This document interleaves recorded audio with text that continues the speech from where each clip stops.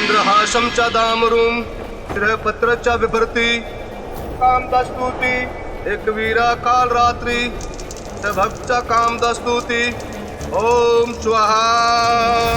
अरे अगर राजा भोज इस अनुष्ठान को करवाने में सफल हो गए और सक्तेश्वर को मटकी में बंद कर लिया तो वे मेरी परीक्षा में सफल हो जाएंगे।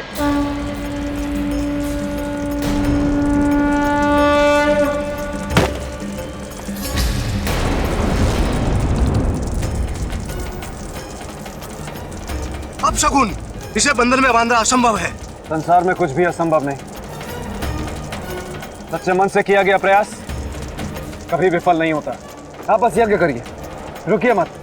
हम अपने उद्देश्य में अवश्य सफल होंगे। चंद्रहासं च दामरुं श्रेयपत्रं च बिभ्रति एकवीरा कालरात्रि। सक्तेश्वर अभी तक प्रकट क्यों नहीं?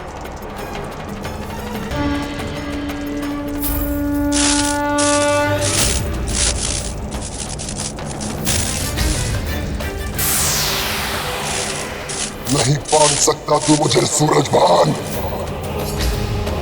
नहीं बांध सकता। मैं मुक्त हूं और मुक्त ही रहूंगा।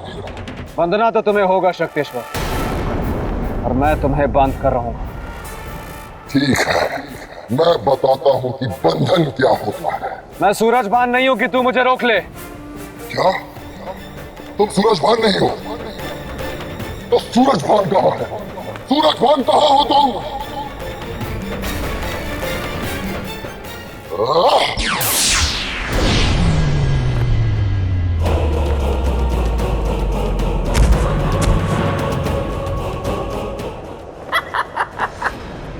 सक्तेश्वर भी बेहद शक्तिशाली है, वो इतनी आसानी से काबू में आने वाला नहीं है। सक्तेश्वर को बांधने के लिए मुझे कुछ उपाय सोचना होगा।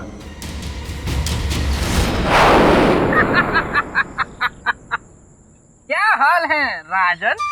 मान बेटा, आप यहाँ? जी मैं यहाँ। देखिए राजन, आप मुझे अपना शुभचिंतक समझे या ना समझे, लेकिन मैं अपने आप को आपका शुभचिंतक मानता हूँ। इसीलिए मैं आपको यहाँ ये समझाने आया हूँ कि आप सक्तेश्वर को वश में नहीं कर सकते। आप ऐसा कैसे कह सकते?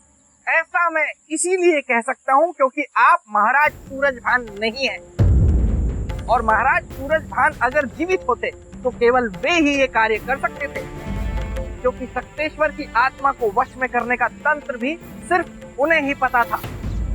इसीलिए मैं कहता हूँ राजन कि हट छोड़िए, जिद का घड़ा फोड़िए और मान लीजिए कि आप हार चुके हैं और इस परीक्षा में असफल हो गए, और चलिए उज्जैनी लौट चलिए। नहीं श्रीमान बेटा, मैं आपको वचन देता हूँ कि जब तक सक्तेश्वर को वश में ना कर लूं तब तक मैं चैन की सांस नहीं लूंगा। और अगर सांसें बची ही नहीं तो? ऐसा तो हो ही नहीं सकता।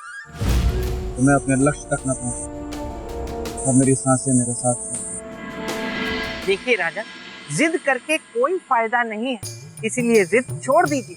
वैसे जिद से मुझे याद आया कि एक बार मेरे मित्र विक्रमादित्य जब छोटे थे तो वो बचपन में एक चीते के साथ खेल रहे थे, और उन्होंने जिद ठानी कि वे चीते से तेज दौड़कर दिखाएंगे, और वे दौड़े भी, लेकिन चीता नहीं दौड़ पाया, वो कहीं और दौड़ गया। ये मुझे क्या हो रहा है? ईमान बेटा, ये क्या हो गया आपको? मुझे नहीं पता मुझे क्या हो रहा है। मैं आपकी कुछ सहायता करूं? जब जब तुम पथभ्रष्ट होगे तब तब तुम्हारे साथ कुछ ऐसा घटित होगा जो तुम सोच भी नहीं सकते। मैं समझ गया। ईमान बेटा, कुछ करूं मैं? आप क्या मदद करेंगे? आपने कभी बंदर देखा है?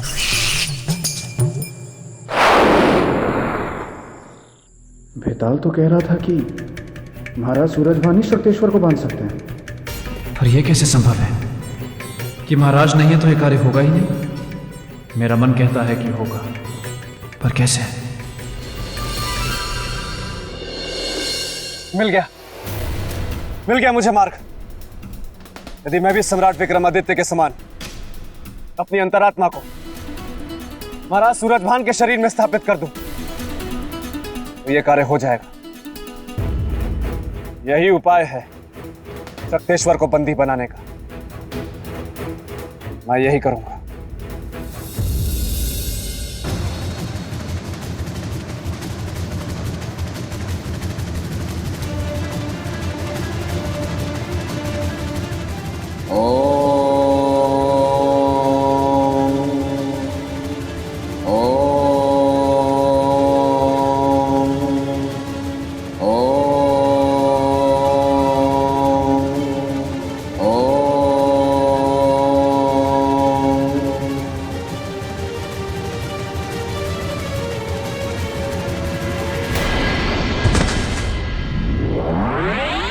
अब मुझे महाराज की मृत्यु की घोषणा कर देनी चाहिए और प्रजाजनों को यह बता देना चाहिए कि शक्तेश्वर से उन्हें अब अपनी रक्षा स्वयं करनी है।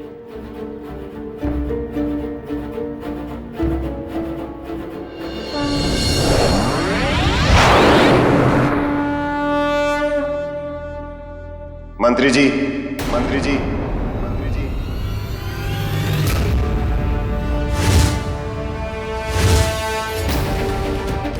महाराज, महाराज, आप जीवित हैं? मंत्री जी, धर्म का कभी अंत नहीं होता। मेरे पुनर्जीवित होने का कारण उस पापी शक्तेश्वर का अंत है। तब तो महाराज शीघ्र ही उसका अंत कर दीजिए, अन्यथा वो इस राज्य को शमशान बना देगा। महाराज, उसका अंत होगा, अवश्य होगा। पहले आप मुझे मेरे कक्ष तक ले चलिए। जी महाराज, आइए।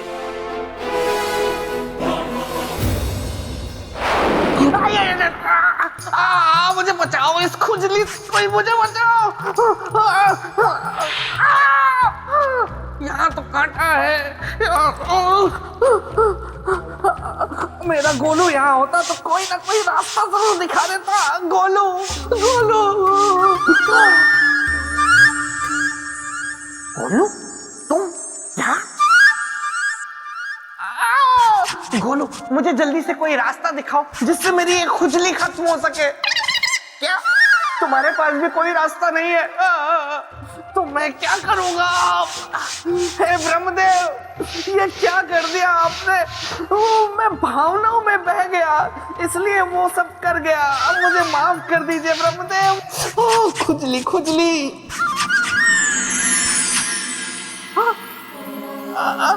ब्रह्मदेव की जय हो। गोलू, जल्दी से मुझे दिखाओ कि राजा भोज कहाँ है, कहीं वो परीक्षा में सफल ना हो जाए। इस व्यक्ति की नाड़ी रुक चुकी है, जीवन समाप्त है। परंतु ये है कौन? देखने से तो लगता है कोई राजपुरुष है। कोई भी हो, गति तो सबकी समान होनी है। बिल्कुल सत्य।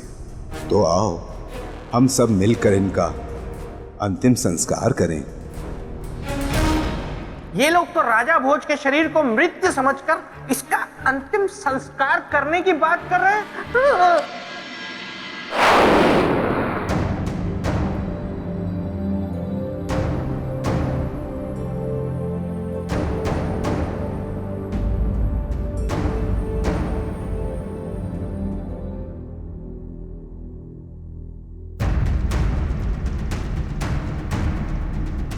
अब मुझे शक्तेश्वर को बंदी बनाने के उस सूत्र को खोजना होगा जो महाराजा सूरजभान के इस कक्ष में है।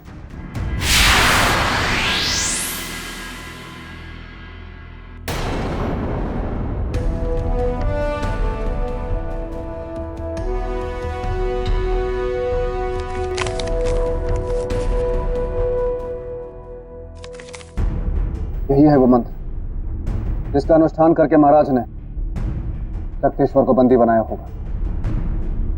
मिल गया मुझे उपाय।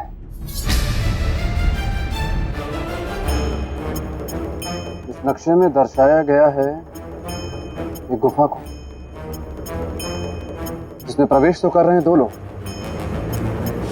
लेकिन बाहर आ रहा है केवल एक। यही विधि होगी शक्तेश्वर को बंदी बनाने की। अब तो नहीं बचेगा शक्तेश्वर, नहीं बचेगा।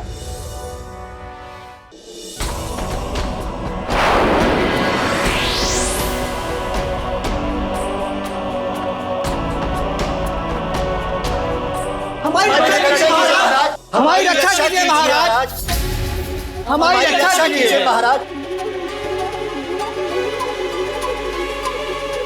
शक्तेश्वर के कारण अब आप लोगों को कोई कष्ट नहीं होगा।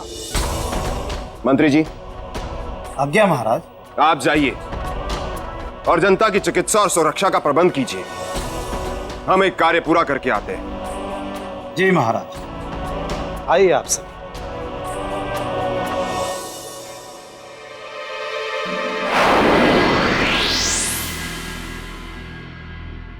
ये क्या हो रहा है मुझे, और क्यों हो रहा है? मेरी आत्मा महाराज सूरजभान के शरीर को त्याग क्यों रही है? कहीं मेरे वास्तविक शरीर पर कोई संकट तो नहीं? मुझे पता लगाना होगा।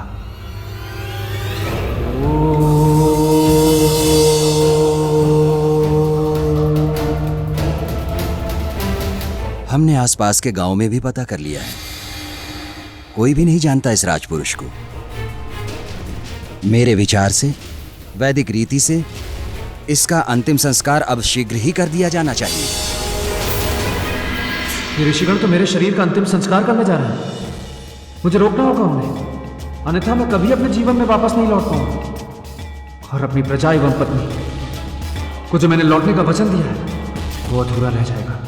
इसलिए मुझे उनकी रक्षा के लिए जीवित रहना ही होगा।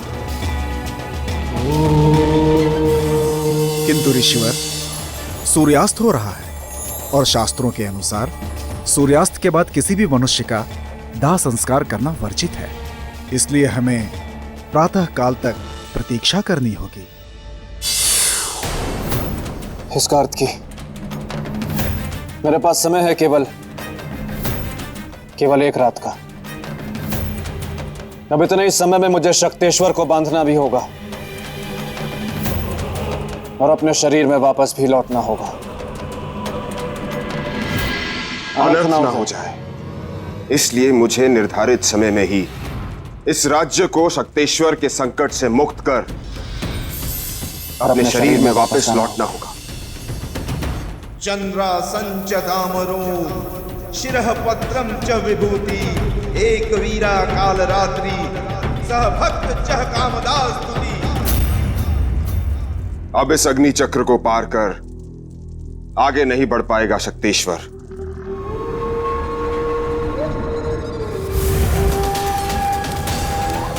सूरजभान, मैं जानता हूं कि मुझे रोकने वाले तुम ही हो, किंतु अब तुम मुझे कभी नहीं रोक पाओगे, क्योंकि आज मैं तुम्हारा अंत कर दूंगा और तुम्हारे बंधन से सदा के लिए मुक्त हो जाऊंगा, सदा के लिए। चंद्रासंच दामरो शिरः पत्रम च विभूति एक वीरा काल रात्रि सह भक्त चह कामदास स्तुति। चंद्रासंच दामरो शिरः पत्रम च विभूति एक वीरा काल रात्रि सह भक्त चह कामदास स्तुति। मेरा सब कुछ, मेरा शरीर, मेरी शक्ति और मेरी स्वतंत्रता छीनने वाले सूरजभान, आज मैं तुझे जीवित नहीं छोड़ूंगा। शिरः पत्रम च विभूति एक वीरा काल रात्रि सह भक्त चह कामदास।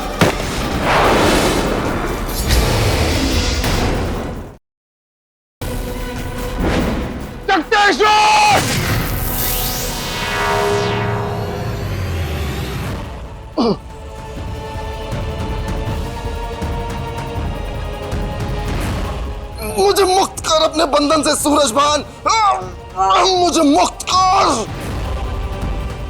और लौटा दे मेरा मस्तक। नहीं शक्तेश्वर, तुम्हें मुक्त करने का अर्थ है सारे संसार को कष्ट में डालना, और रही बात तुम्हारा मस्तक देकर तुम्हें पूर्णता देने की, तो तुम अपना मस्तक स्वयं ले लो। इस कलश में है तुम्हारा मस्तक, पर एक शर्त है। कैसी शर्त? इस कलश को तुमने मुझसे पहले ले लिया तो तुम मुक्त, लेकिन यदि अगर इस कलश को मैंने तुमसे पहले ले लिया तो तुम हमेशा के लिए मेरे बंदी। बोलो, मंजूर है? मंजूर है। तो ठीक है।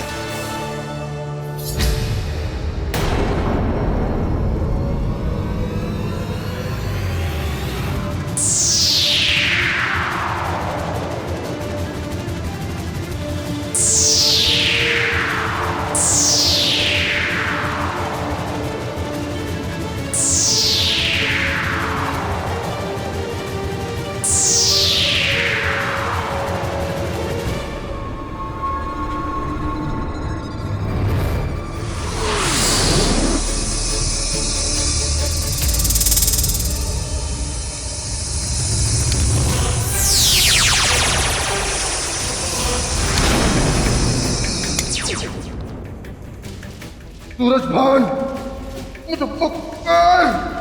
ये छल है ये। नहीं, दुष्ट और पापी के साथ किया गया छल छल नहीं बल होता है, और आज हमने बल से तुम्हें अपना बंदी बना लिया है। अब तुम कभी मुक्त नहीं हो सकते, कभी भी नहीं।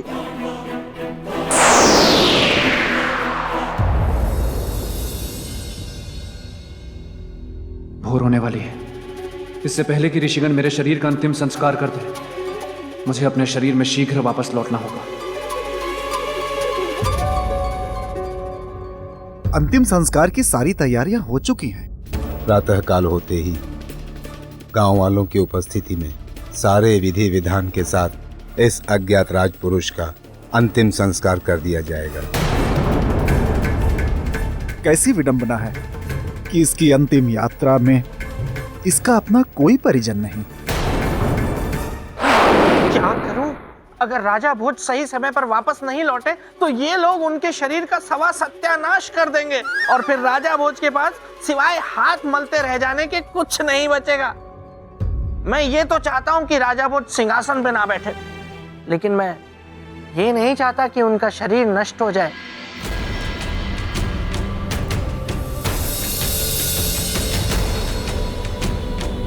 इस कक्ष से शक्तेश्वर की आत्मा कभी मुक्त नहीं हो पाएगी महाराज, क्योंकि यह कक्ष योग मंत्र से सिद्ध किया हुआ कक्ष है। महाराज, अब आप इस कलश को इस स्थान पर स्थापित कर दें।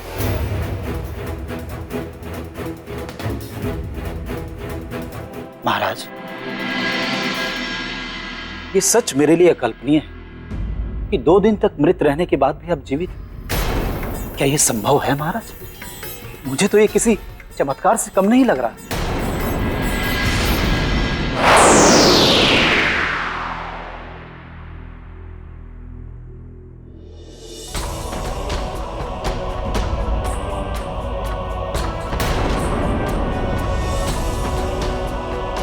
ना ही ये कोई चमत्कार है, ना ही ये कोई माया।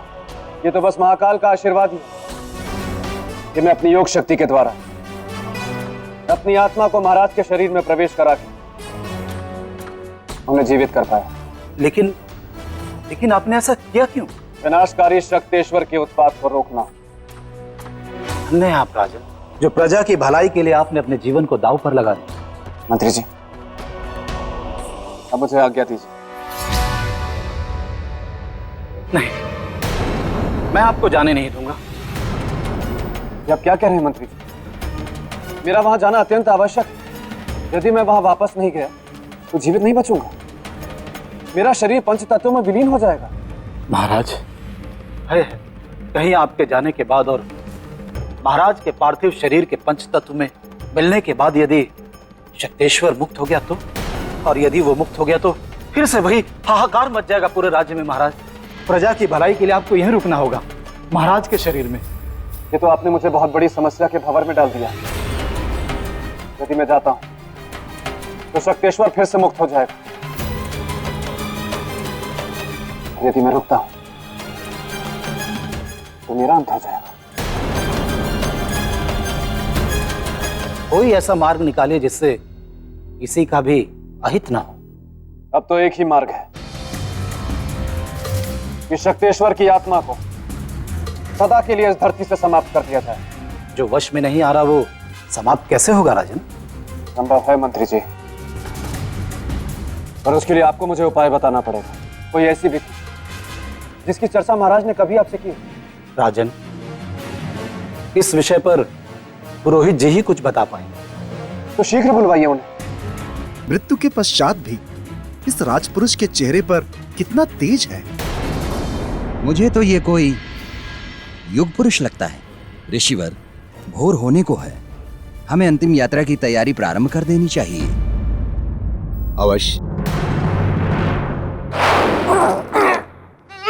अरे राजा भोज कहाँ रह गए? जल्दी आइए। सूर्योदय होने में केवल कुछ ही पल शेष है। इधर सूर्योदय हुआ, उधर आपका शरीर जलकर राख हो जाएगा। क्या करूं क्या करूं? हाँ, एक काम करता हूँ, कुटिया को बाहर से बंद कर देता हूँ। ये ऋषिगण बाहर जा ही नहीं पाएंगे।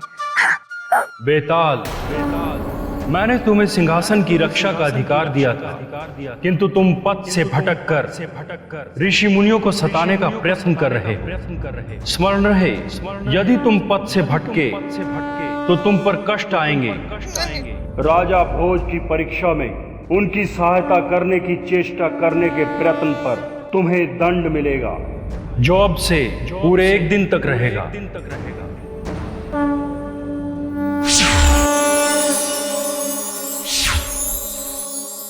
अब क्या किया इन्होंने? हैं?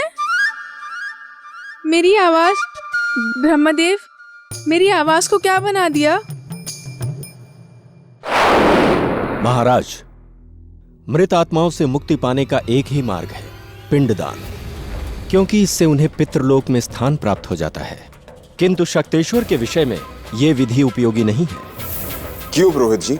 क्योंकि पिंडदान से उस आत्मा की मुक्ति और तृप्ति होती है जिसकी मृत्यु आयु के पूरे होने के बाद होती है, किंतु शक्तेश्वर की मृत्यु अकाल मृत्यु है। ऐसे व्यक्ति की आत्मा को पितृलोक में स्थान प्राप्त नहीं होता। पुरोहित जी, क्या ऐसी आत्माओं की शांति के लिए हमारे शास्त्रों में कोई विधान नहीं है? एक विधि है। क्या है वह विधि? शीघ्र बताइए। यदि कोई योगी पुरुष यज्ञ करके पितरों के देवता आर्यमा को प्रसन्न कर ले तथा शक्तेश्वर की आत्मा को पितृलोक में स्थान दे दे, वो इस समस्या का हल है। अन्यथा पुरोहित जी, यदि यह उपाय समस्या का समाधान है तो हम उन्हें अवश्य प्रसन्न करें। आप पिंडदान की तैयारी शुरू कीजिए पुरोहित जी।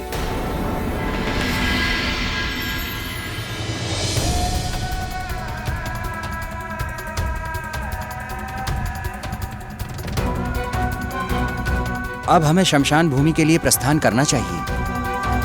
ओम कल्लवाडलम पितृ संतानम, ओम चतुर्दर्शानम, ओम भू पितृ संतानम, ओम भुआ पितृ संतानम।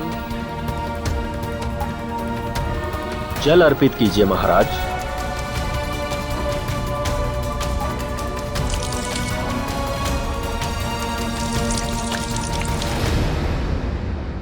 महाराज, पिंडदान हो गया। पुरोहित जी, अब इसके आगे? जिस पितृलोक में पुनर्जन्म से पहले हमारे पूर्वजों की आत्मा वास करती है और अपने वंशज के दान पुण्य से उनकी तृप्ति होती है, उस लोक के मुख्य देवता आर्यमा के आशीर्वाद की हमें प्रतीक्षा करनी होगी। हमें कैसे पता चलेगा कि देव आर्यमा हमारे इस पिंडदान से प्रसन्न हुए हैं? जब कौवे आकर इन पिंडों को ग्रहण करेंगे, तब हमें ये ज्ञात हो जाएगा कि वे प्रसन्न हुए। कौवे क्यों पुरोहित जी? क्योंकि कौवे पितृ के और उनका पिंड ग्रहण करना पितरों की तृप्ति का प्रतीक है, इसलिए उनका इन पिंडों को ग्रहण करना अनिवार्य है, जो ये प्रमाणित कर देगा कि देव आर्यमा इस विधान से प्रसन्न है। राम नाम सत्य है, राम नाम सत्य है, राम नाम सत्य है, राम नाम सत्य है।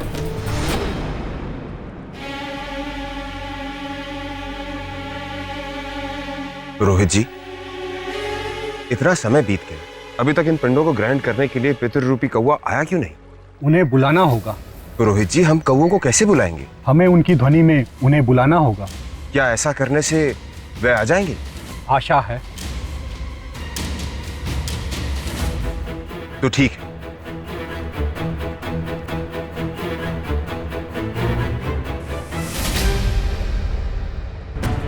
काव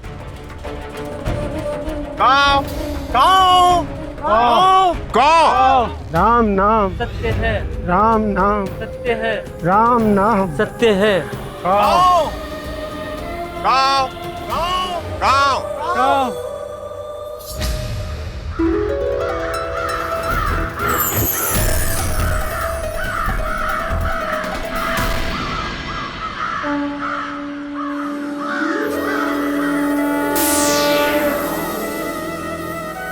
राजन, हम आपसे अति प्रसन्न हूं। बताइए, हम आपके लिए क्या कर सकते हैं? हे देव आर्यमा, इस कलश में एक अतृप्त आत्मा है, इसे अपने पितृलोक में स्थान दे ताकि पृथ्वीवासी इसकी यातना का शिकार ना बने। राजन, संसार के कल्याण हेतु हम इस आत्मा को अपने पितृलोक में स्थान अवश्य दें।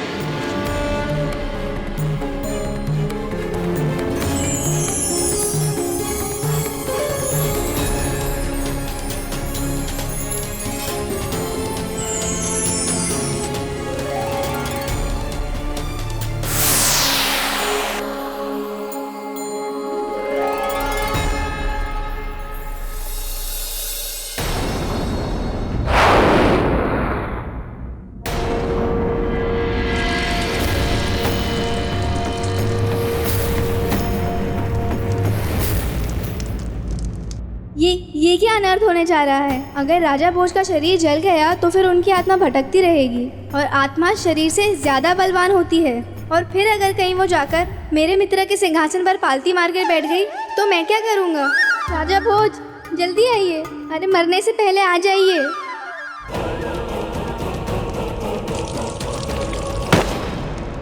अब मुझे आज्ञा दें। राजन, ये राज्य सदा आपका आभारी रहेगा। इसमें आभार कैसा मंत्री जी? मैंने तो बस एक राजा का कर्तव्य निभाया है और प्रजा की रक्षा करना तो एक राजा का परम धर्म होता है। अब मुझे विदा दें।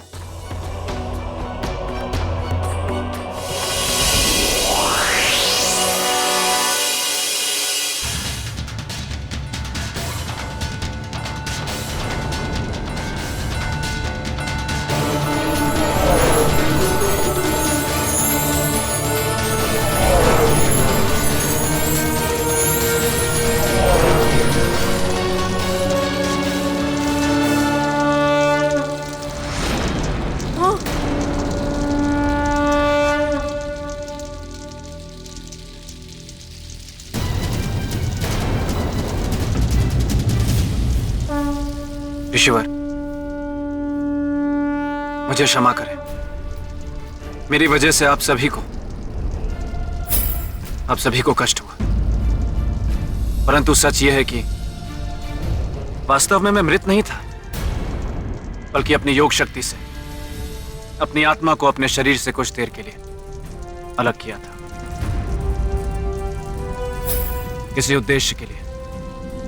वत्स, मुखमंडल से संदेह तो था, किंतु जीवन का संकेत ना होने के कारण हमने शरीर का अंतिम संस्कार करना उचित समझा। किंतु शुभ ये हुआ कि तुम समय से पहले आ गए। जानता हूं, वरना अनर्थ हो जाता।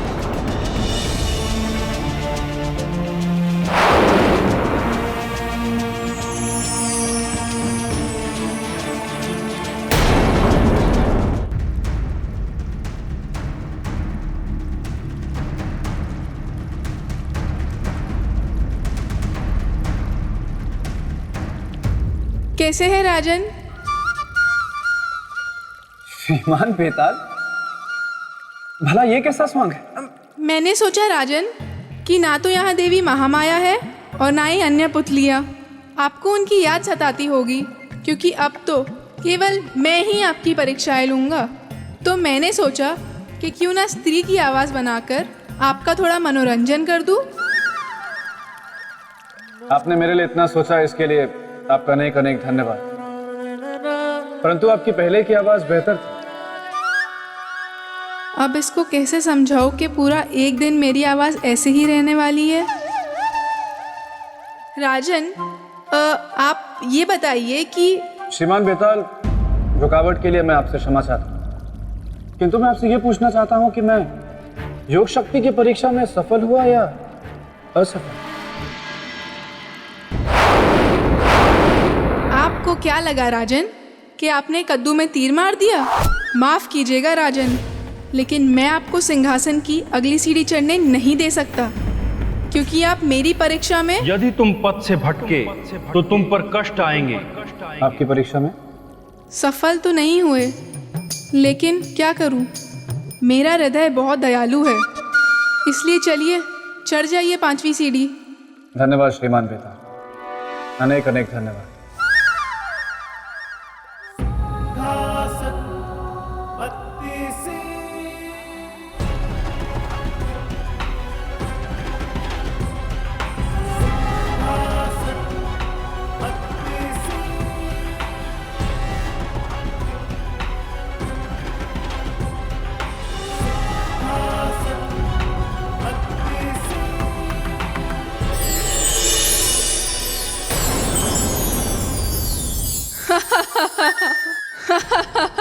राजन, आपको क्या लगा कि आप फुर्र से सारी सीढ़ियां चढ़ जाएंगे और सिंहासन की तरफ बढ़ जाएंगे?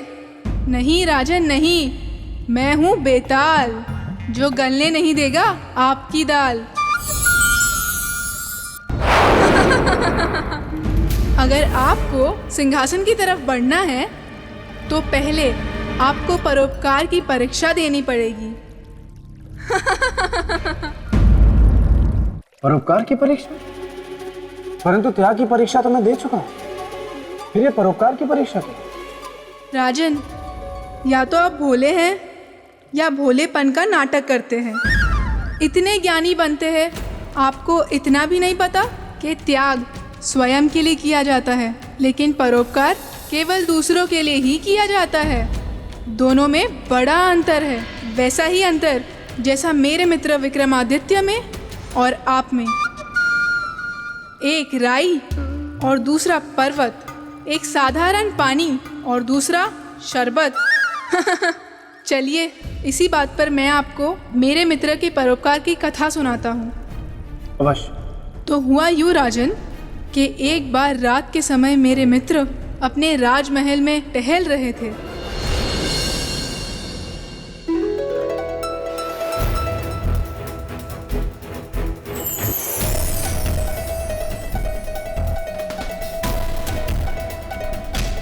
हर घर में प्रकाश फैलाने वाली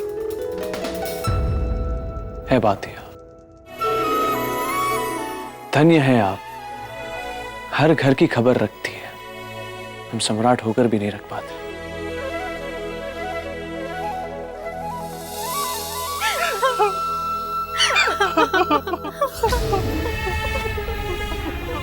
ठीक है, ये तो बातिया रो क्यों रही? क्या दुख है इन्हें? किस घर की है ये बातिया?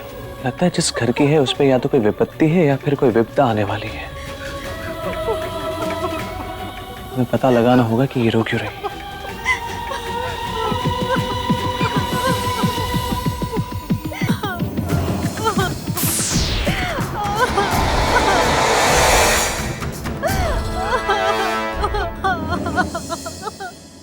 क्या हुआ बहन?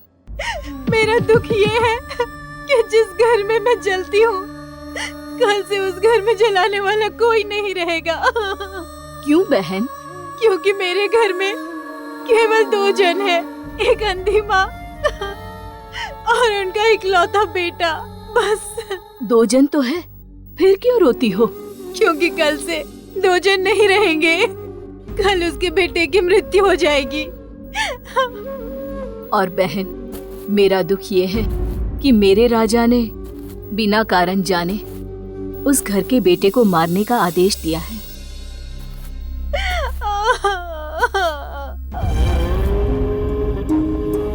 देवियों, प्रणाम सम्राट। प्रणाम। आप यहाँ हमारे पास? आप ही की बातें सुनकर यहाँ आ रहे हैं। आप हमें बता सकती कि वो युवक कौन है जिसकी मृत्यु होने वाली है, और कौन है जो उसे मृत्यु दे रहा है? आप जानकर क्या करेंगे सम्राट? गरीबों पे सदा अमीरों का अत्याचार और अन्याय होता रहा है। कल मरने वाला गरीब अभागा युवक, जिसके भाग्य के साथ मेरा भाग्य भी जुड़ा हुआ है, कल उधर वो समाप्त होगा और इधर मैं समाप्त हो जाऊंगी, और अपने घर में मैं कभी नहीं जलूंगी। पर मैं तो जलूंगी और रोशनी भी फैलाऊंगी, किंतु उस दुख के साथ कि जिस राज्य में मैं जल रही हूँ, उस राजा ने एक निर्दोष की हत्या कर कर अन्याय किया है। हम वचन देते हैं कि अन्याय नहीं होने देंगे हम। कृपया आप हमें उस युवक का नाम बता दीजिए जिसकी मृत्यु होने वाली है, और उस राजा का नाम जो ये अन्याय करने जा रहा है। उस युवक का नाम है नामदेव, और वो राजा है भद्रपुर के राजा रुद्र प्रताप। रुद्र प्रताप। देवियों, परंतु हमें यह तो बताए कि क्षमा करें सम्राट, हम इससे अधिक आपको कुछ नहीं बता सकते। इसका मतलब है कि आगे की विस्तृत जानकारी हमें वारामिहिर जी दे सकते हैं।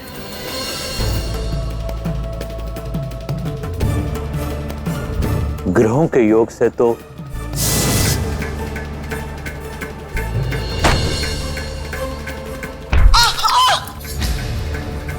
ये कैसी आवाज? माँ! माँ! माँ! चोट तो नहीं आई माँ? नहीं बेटा, ठीक हूँ। माँ, तुमसे कितनी बार बोला पानी चाहिए तो मुझे बुला लिया करो। बेटा, हर बात के लिए मैं कहा तुझे बार बार बुलाऊं? जब तक मैं जिंदा हूँ सारे काम मैं ही करूंगा, तुम बस आराम करो।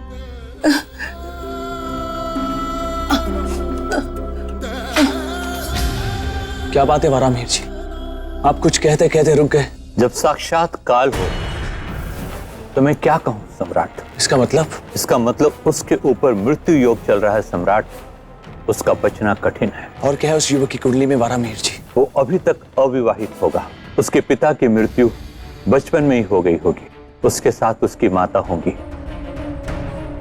जो नेत्रहीन होगी। अब कुछ आराम मिला? हाँ बेटा, चुक चुक जियो मेरे लाल, चुक चुक जियो। बहुत कष्टमय समय है और इसी कष्ट में उस लड़के की मृत्यु हो जाएगी। तत्पश्चात उसकी माता, उसकी भी मृत्यु हो जाएगी। इसका अर्थ है कि एक ही घर में दो दो मृत्यु। हम ऐसा नहीं होने देंगे वारामिहिर जी। अब तो ईश्वर मेरी एक अंतिम इच्छा पूरी कर दे बस। वो क्या माँ? कि जब मैं प्राण त्याग दूं तो तू मेरे पास रहे। जा माँ, मैं तुझसे बात नहीं करता। हर समय मुझे छोड़ के जाने की बात करती है। अरे बेटा, गुस्सा हो गया ना बेटा। आ बैठ, मेरे पास बैठ बैठ। वारामिहिर जी, हमें ये बताइए कि काल के आने की दिशा क्या होगी? सम्राट, आप अटल को रोकना चाहते हैं? नहीं, मृत्यु के रूप में अन्याय और धर्म को रोकेंगे। आप केवल हमें यह बताएं कि काल के आने की दिशा क्या होगी, हम उसे पहचानेंगे कैसे? सम्राट, काल की दिशा तो दक्षिण है और वो उसी दिशा में वास करता है। रही बात रूप की, तो उसके बारे में कुछ भी कहना कठिन है। बस उसके आने और उसकी उपस्थिति की अनुभूति कर सकता है। देखा राजन, देखा आपने कितने परोपकारी थे मेरे मित्र विक्रमादित्य। उन्हें क्या लेना देना कोई जिए या मरे, लेकिन नहीं, परोपकारी जो ठहरे इसीलिए पराई आग में कूद पड़े और निश्चय कर लिया, और वो नामदेव को पचाकर ही रहेंगे और निकलने की तैयारी कर ली।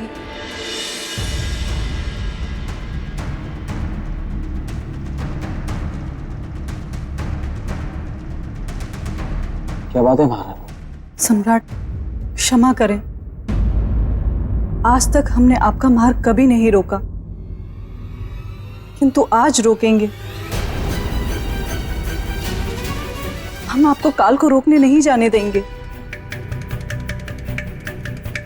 क्या आप क्या कह रही हैं? वही जो एक सुहागन स्त्री को कहना चाहिए।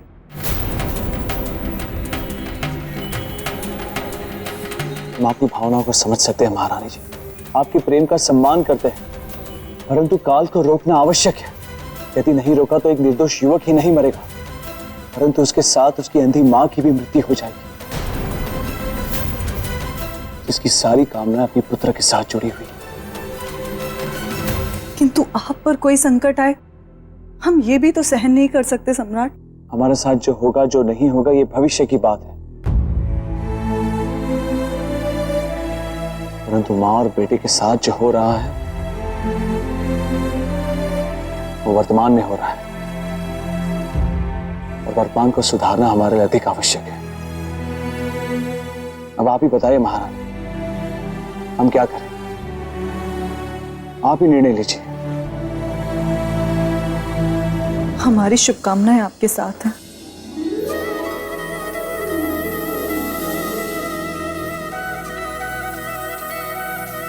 सहमति और सहयोग के लिए बहुत बहुत धन्यवाद महारानी। चलते हैं।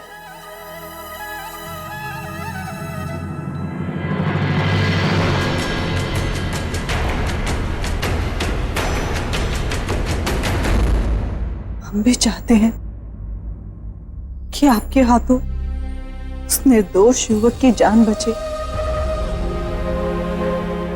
पर साथ ही साथ हम ये भी चाहते हैं कि हमारे साथ कुछ अप्रिय ना घटे।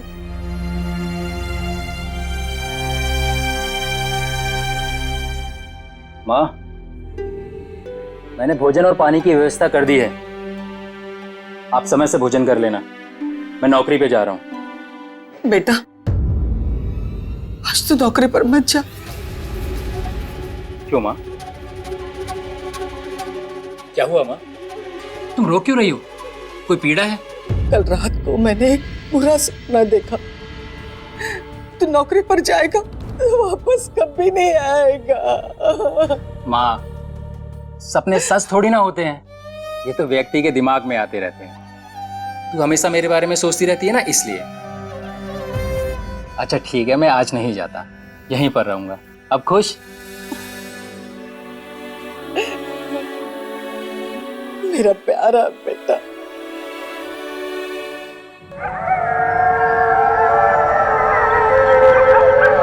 ये क्या? दिन में सियार के रोने की आवाज।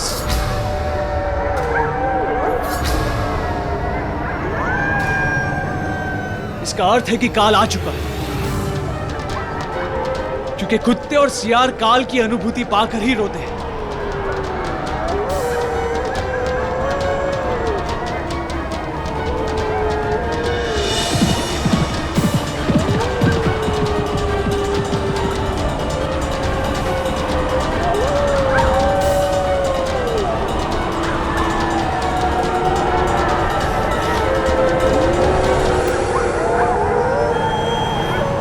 सियार के रोने की आवाज इसी दिशा से आ रही है। इसका अर्थ यह है कि काल भी इसी दिशा से आया होगा।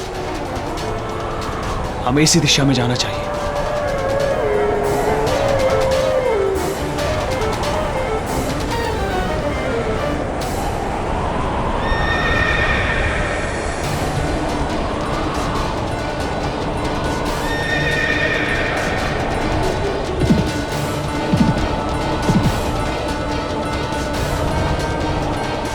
काल,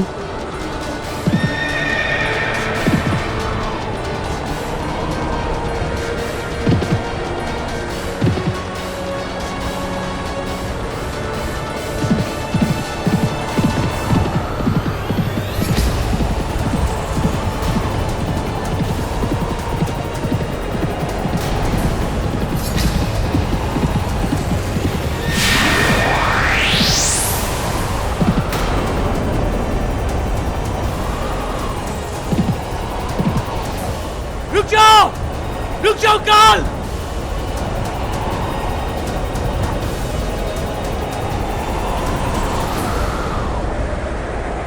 ये क्या? काल के शरीर का तो केवल भ्रम हुआ। हम तो उसे छू भी नहीं पाए। वो आया और तेजी से चला गया। क्या हुआ राजा भोज? इतनी हैरानी किस बात पर? बेटा, मुझे हैरानी इस बात की है कि काल सम्राट विक्रमादित्य के सामने से निकल गया और सम्राट विक्रमादित्य उसे रोक भी नहीं पाए। हाँ, आप होते तो उसे चुटकी बजाकर रोक लेते या पकड़ लेते। राजन, वो काल था। काल का ना कोई रूप होता है और ना कोई स्वरूप। वो होता है हवा, और हवा को कोई कैसे पकड़ सकता है? अगर सम्राट विक्रमादित्य काल को पकड़ ही नहीं पाए तो नामदेव की रक्षा कैसे की होगी उन्होंने बेटा? इसीलिए तो मैं कहता हूँ राजन कि संसार के समस्त राजा एक तरफ और मेरा मित्र विक्रमादित्य एक तरफ। अगर वो काल था तो उसके सामने उसका काल था, यानी सम्राट विक्रमादित्य मेरे मित्र। और इसके बाद जो हुआ राजन, वो बहुत ही मजेदार और कौतूहल से भरा हुआ था।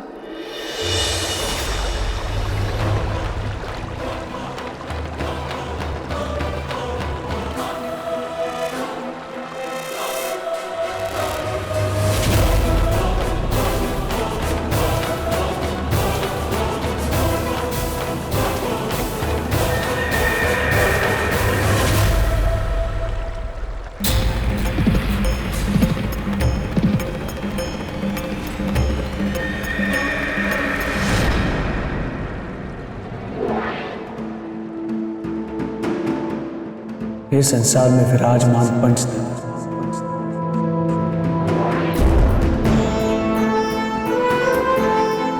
पवित्र जल, वायु, अग्नि, पृथ्वी और आकाश।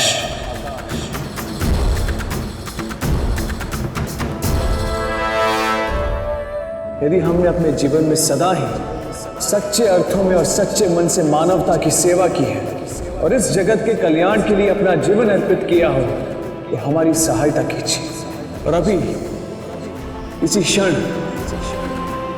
काल को एक शरीर प्रदान कीजिए।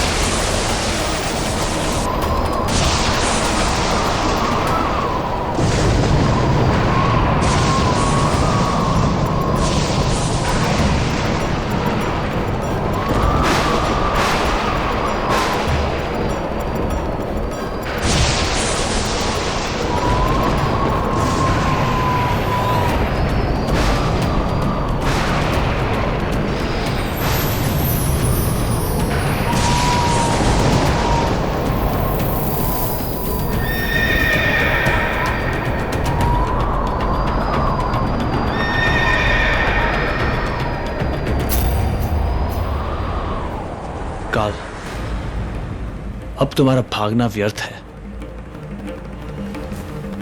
क्योंकि हमने तुम्हें शरीरधारी बना दिया है।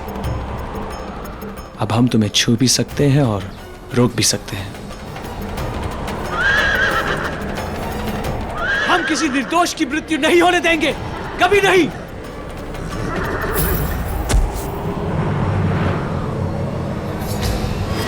काल, देखता हूं कब तक और कहां तक भागते हो तुम। रुक जाओ काल। आचार्य जी, हम अभी तक इस चिंता से नहीं उभर पा रहे हैं कि सम्राट ने काल को रोकने का निर्णय लिया, तो आखिर क्यों लिया? एक सम्राट के तौर पर उनका यह निर्णय लेना धर्म था, क्योंकि एक निर्दोष के जीवन की रक्षा करना एक राजा का परम कर्तव्य होता है महारानी। हम मानते हैं आचार्य जी, हम मानते हैं कि जीवन रक्षा एक राजा का धर्म होता है, कर्तव्य होता है, पर काल को रोककर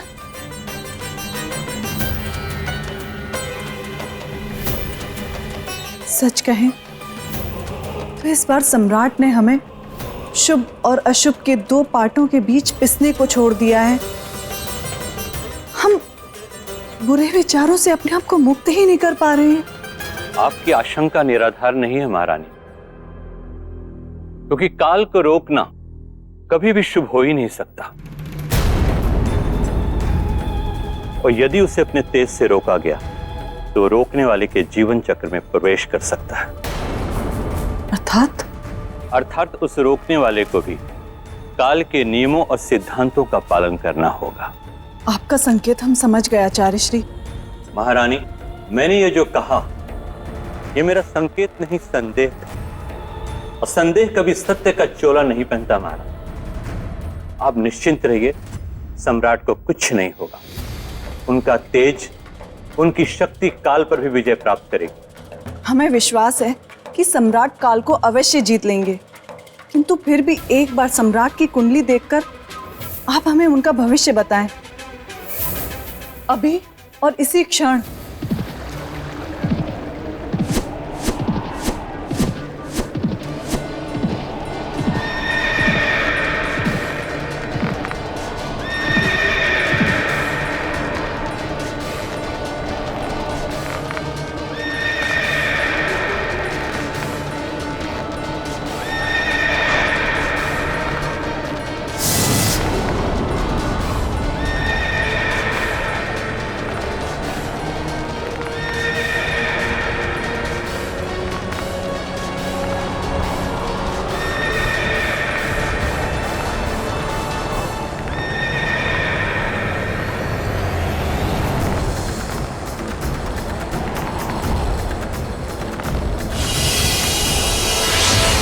विक्रमादित्य,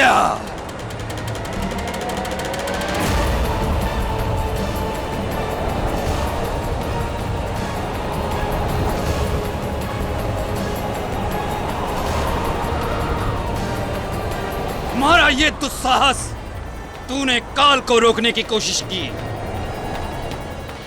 उसके मार्ग में तुम बाधा बने, तुम्हें इसका दंड मिलेगा, कठोर दंड।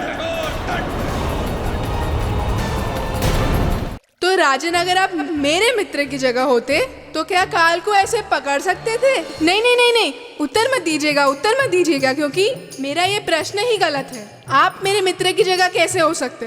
हो ही नहीं सकते।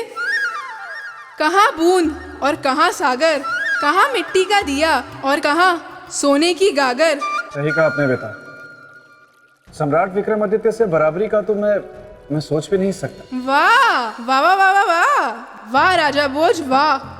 मेरे मित्र से बराबरी के बारे में नहीं सोच सकते, लेकिन उनके सिंहासन को प्राप्त करने के बारे में दिन रात सोचते रहते हैं। बल्कि मुझे तो लगता है आप सोचते ही सिर्फ यही है।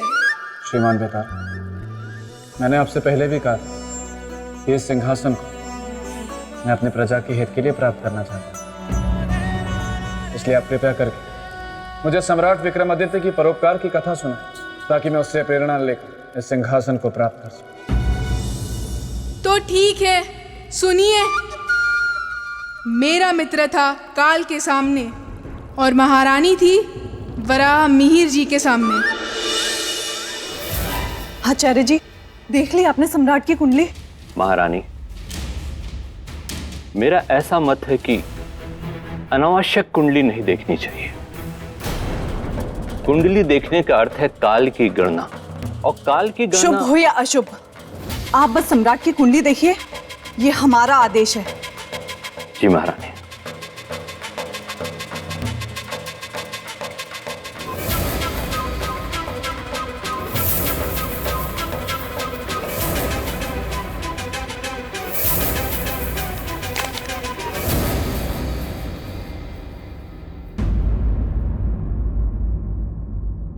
आचार्य जी, क्या बोल रही है सम्राट की कुंडली?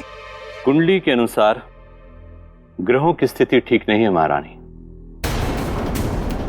अकाल मृत्यु न होते हुए भी अकाल मृत्यु योग बनता स्पष्ट दिखाई दे रहा है। आप अपनी बात स्पष्ट कहें, हमें कुछ समझ नहीं आ रहा आचार्य जी। महारानी, ग्रहों की ऐसी स्थिति में मनुष्य स्वयं अपने कर्मों के द्वारा मृत्यु को आमंत्रित करता है। जैसे दो व्यक्तियों के झगड़े में अकारण तीसरे का आ जाना और उनके हथियार से उनका मारा जाना।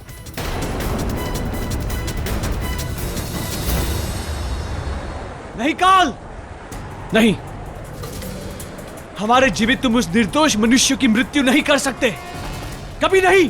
विक्रमादित्य, हट जाओ मेरे मार्ग से और जाने दो मुझे।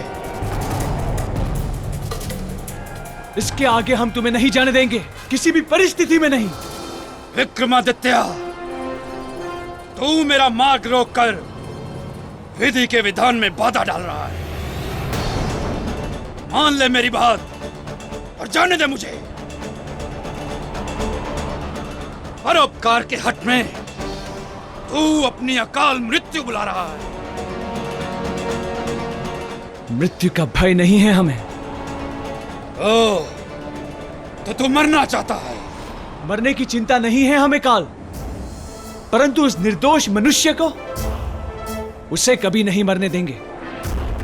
वो अपनी अंधी मां का सहारा है, अपने घर का दीपक है। हम उस घर को दुखों के अंधेरों में कभी नहीं डूबने देंगे, यह हमारा संकल्प है। तू अब मेरे क्रोध के कुएं में डूबेगा। तुम्हारी ये परोपकार की इच्छा ही तुम्हारा काल बनेगी। हट जाओ। काल, उस निर्दोष की मृत्यु करने से पहले तुम्हें हमारे साथ युद्ध करना होगा।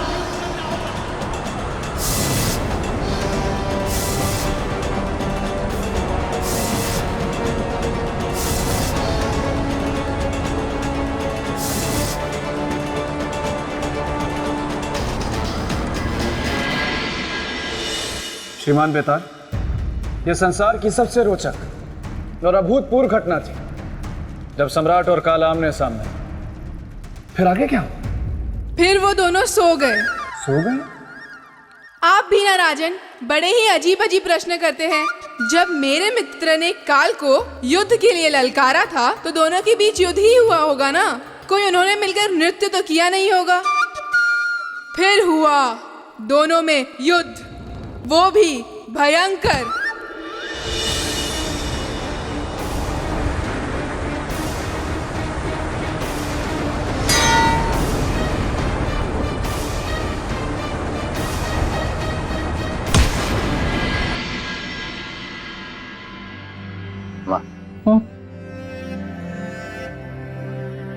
बेटा, मेरा पेट भर गया। अच्छा माँ, अब तुम आराम करो, मैं चलूंगा। क्यों बेटा, और थोड़ी देर मेरे पास नहीं रुक सकता? माँ, पहले ही बहुत देर हो चुकी है। महारानी जी मंदिर जाने के लिए मेरी प्रतीक्षा कर रही होंगी। ठीक है बेटा, चलो माँ, तुम आराम करो।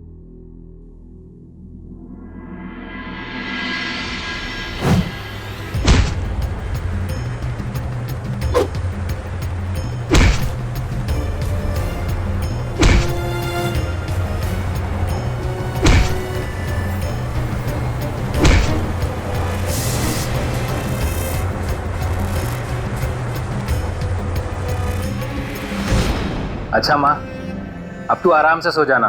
मैं महारानी जी की पूजा खत्म होते ही वापस आ जाऊंगा। जल्दी आना। हाँ माँ, जल्दी ही आऊंगा। श्रीमान बेताल, मैं जानने को उत्सुक हूं कि कथा में आगे क्या हो और युद्ध का परिणाम क्या हो। सब बताऊंगा राजन। आगे हुआ ये कि जीवित तितलियां।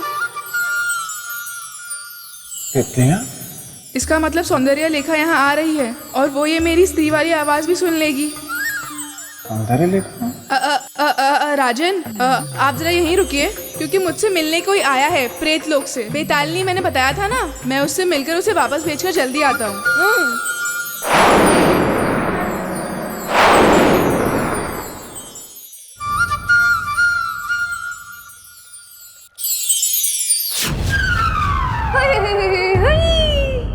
ओहो बेताल, तुम यहाँ हो और मैं तुम्हारा इंतजार वहाँ प्रेत लोक में कर रही थी। अरे बेताल, कुछ तो बोलो। क्या तुम मुझे देखकर खुश नहीं हो? कुछ तो कहो। अब इसको कैसे बताओ कि ब्रह्मदेव ने तो मुझे कुछ बोलने लायक ही नहीं छोड़ा। डांट दो या ताने मारो। देखो सौंदर्य लेखा। अरे बेटा, तुम तो बड़े हंसमुख हो। देखो सौंदर्य लेखा।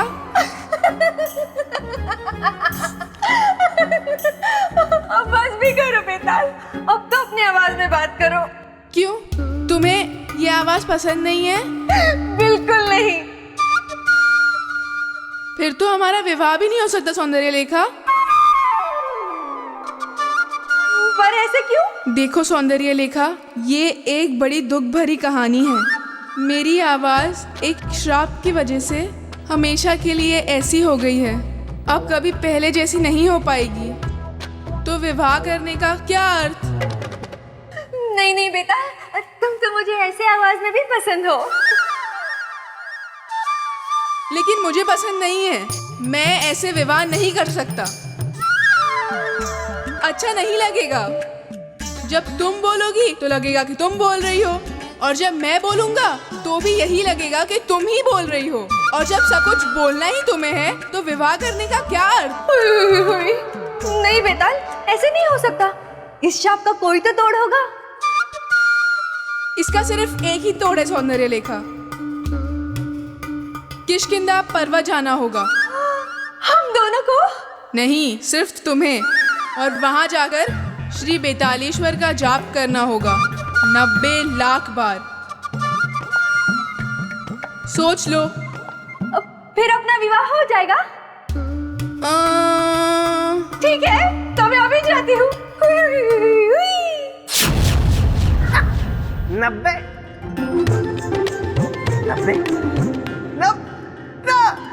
90 लाख बार जाप करने के बाद कोई विवाह के लायक बचता है क्या? पगली।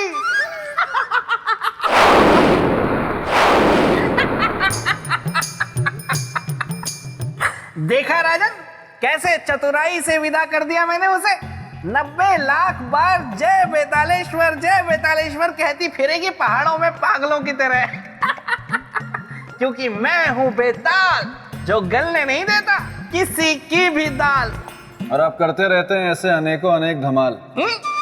अच्छा वो सब छोड़िए, आप मुझे ये बताइए कि सम्राट और काल के बीच युद्ध में क्या हुआ? युद्ध के सारे घोड़े भाग गए। आहा राजन, युद्ध बहुत ही भयंकर हुआ।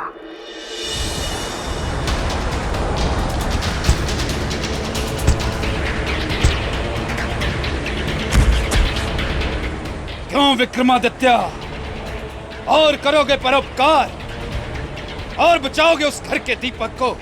यह तृप्त हो गया मन। नहीं काल, एक परोपकारी का मन तब तक तृप्त नहीं होता जब तक वो अपने परोपकार का परिणाम नहीं देख लेता। तो अभी दिखाता हूं तुम्हें।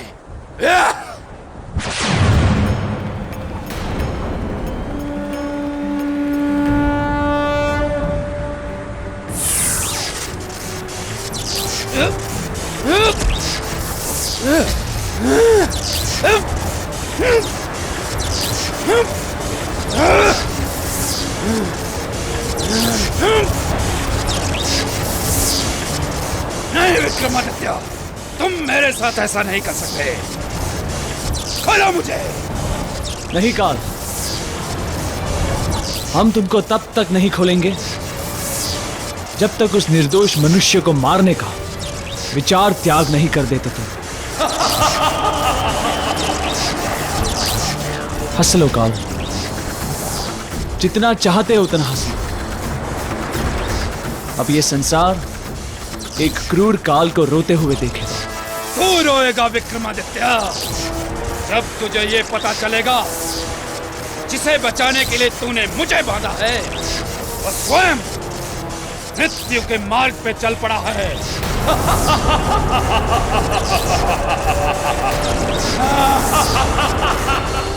मेरे कारण महारानी जी को पूजा में बहुत देर हो गई। मुझे शीघ्र महल पहुंचना होगा।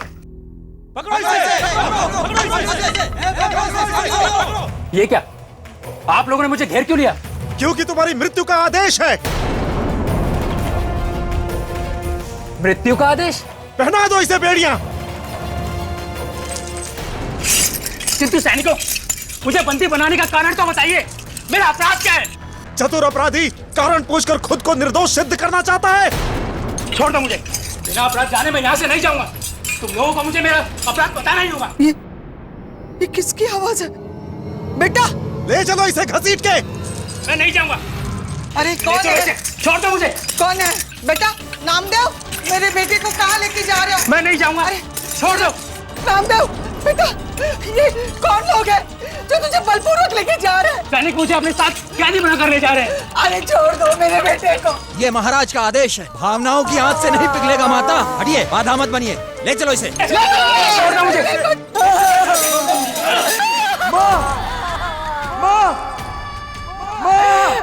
बेटे को छोड़ दो।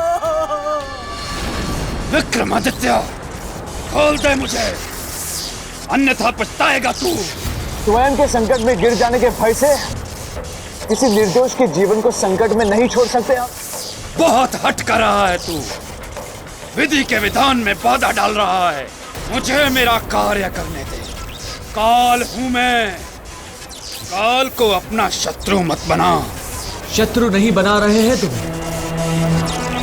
जिस तरह से तुम अपना कार्य कर रहे हो, ठीक उसी तरह से हम भी अपना कार्य कर रहे हैं काल। अपने इस परोपकार का दुष्परिणाम जानता है तू मेरा ग्रास बन सकता है। मुक्त कर मुझे। अवश्य मुक्त कर दूंगा तुम्हें, परंतु अभी नहीं। उस निर्दोष मनुष्य की मृत्यु की घड़ी टल जाने के बाद। विक्रमादित्य, मेरी एक बात याद रख, किसी की नियति बदलने के प्रयास में तू अपनी नियति को काल की भेंट चढ़ा रहा है। विक्रमादित्य!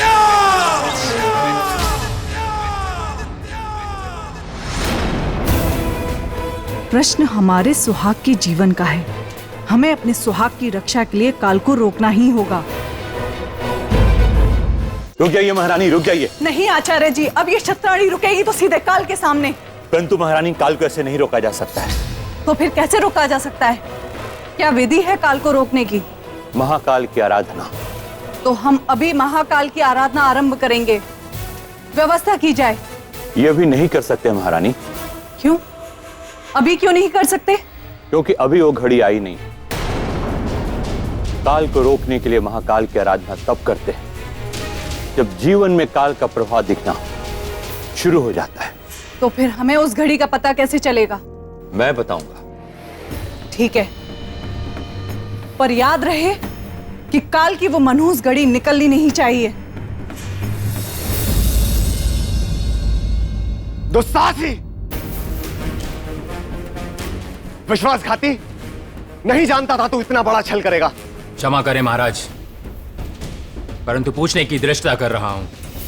आपके इस क्रोध का कारण क्या है?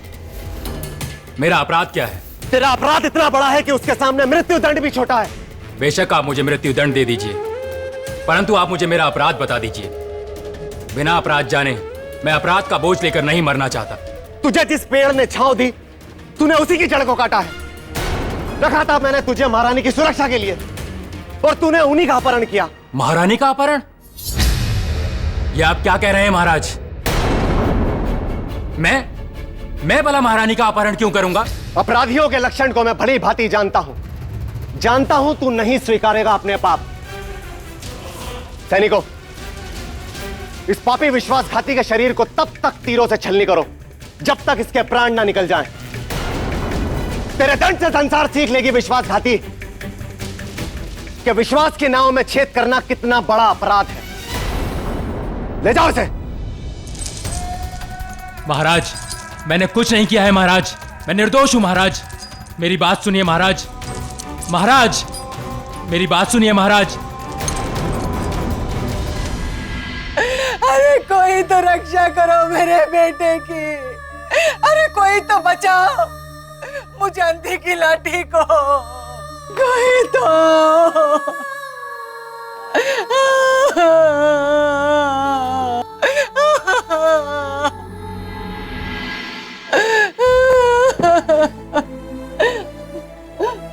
क्या बात है माता? मेरा बेटा, मेरा बेटा, मेरा बेटा। क्या हुआ आपके बेटे को? बिना कारण मेरे बेटे को राजा के सैनिक उठाकर ले गए।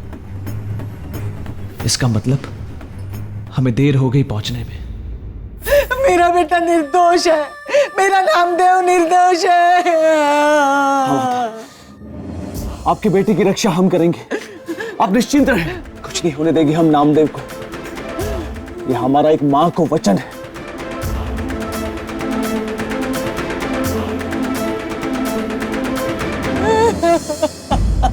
नामदेव, अभी भी समय है, अवसर देता हूं और क्षमा करने का अनुरोध भी करूंगा महाराज से। सेनापति जी, मैंने महारानी को नहीं छिपाया है, उनका अपहरण मैंने नहीं किया है।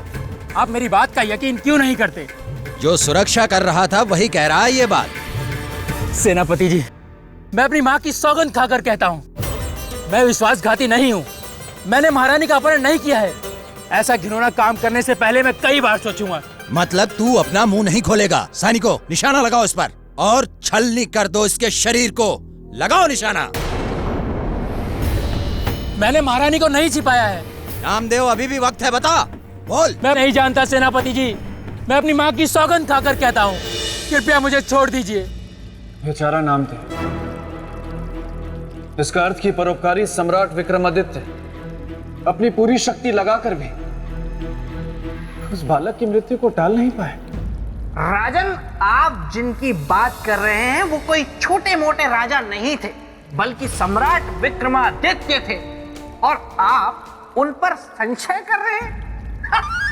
भूलिए मत राजन, जहां ना पहुंचे आदित्य वहां पहुंचे विक्रमादित्य।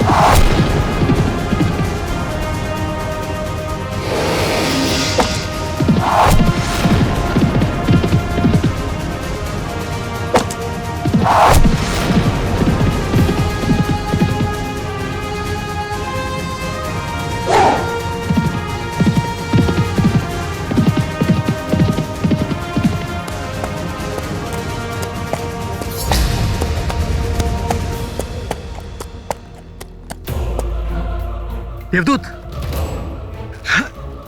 अब कुछ बोलते क्यों नहीं? अब ठीक है देवदूत?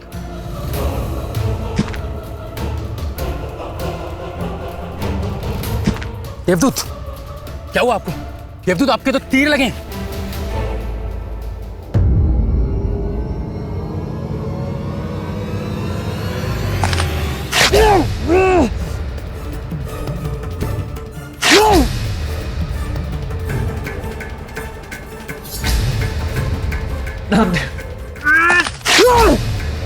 देवदूत, आप ठहरिए, मैं आपके लिए जल लेके आता हूं।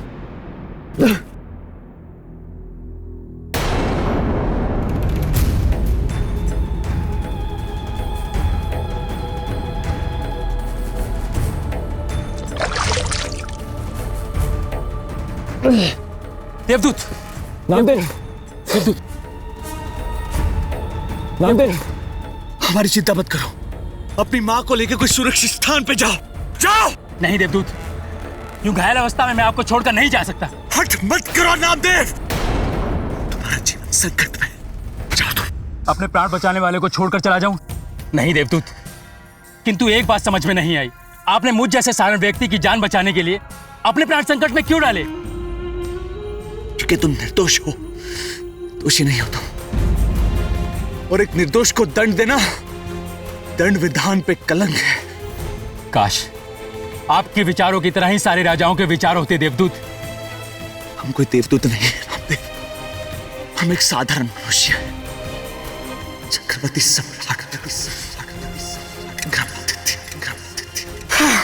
सम्राट, आगे बोलिए सम्राट, सम्राट कुछ बोलिए, सम्राट, सम्राट कुछ बोलिए, सम्राट आंखें खोलिए।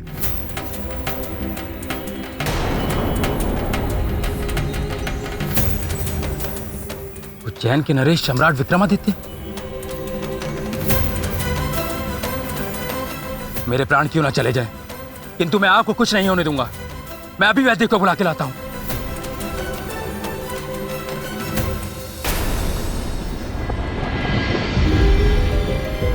कोई सूचना ना कोई संदेश, न जाने कहां किस अवस्था में होंगे सम्राट। हे परमात्मा, ये किस धीरज की परीक्षा ले रहे हैं आप?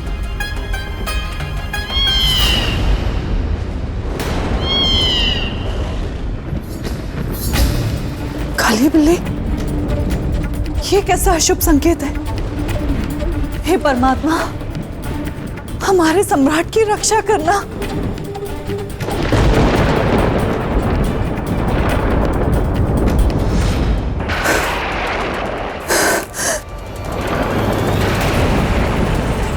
सिंदूर की धार, नहीं, हमारा सिंदूर नहीं बह सकता, हमारे स्वाग पर कोई संकट नहीं आ सकता।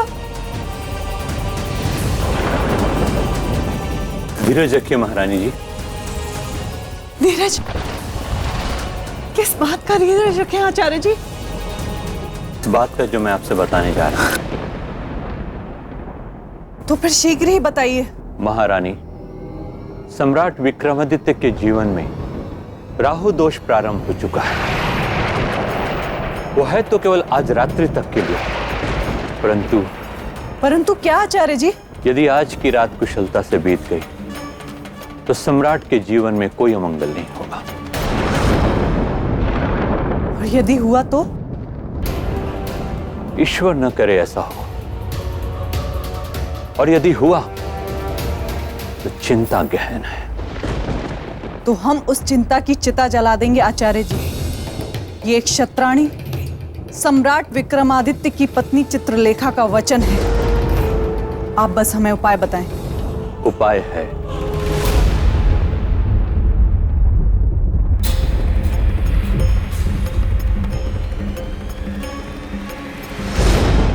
आचार्य जी, जब तक चित्रलेखा की नाड़ियों में सम्राट के नाम का रक्त बह रहा है, तब तक कोई काल उन्हें छू भी नहीं सकता। और यदि किसी काल ने उनके निकट आने का दुस्साहस भी किया, तो एक सुहागिन का श्राप उसे जलाकर भस्म कर देगा। श्रीमान बेताल, आप ठीक तो हैं? यहाँ मेरे मित्र का शरीर तीर से घायल हो गया और आप पूछ रहे हैं राजन कि मैं ठीक तो हूँ।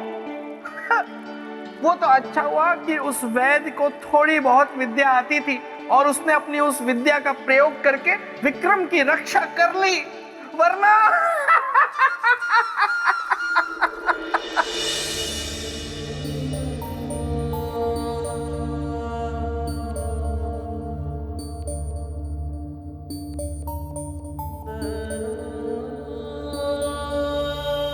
वैद्य जी।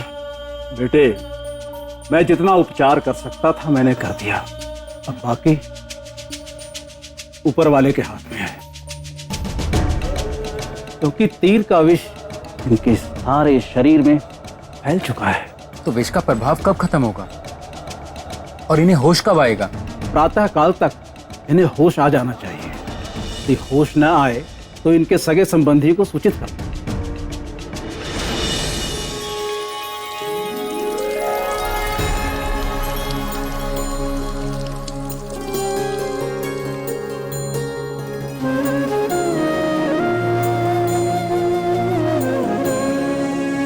हे महाकाल, जीवन मृत्यु सबको अपने वश में रखने वाले हे महाकाल, हमारी भी पुकार सुन लीजिए। हमारे आंचल में हमारे सुहाग का जीवन डाल दीजिए, डाल दीजिए।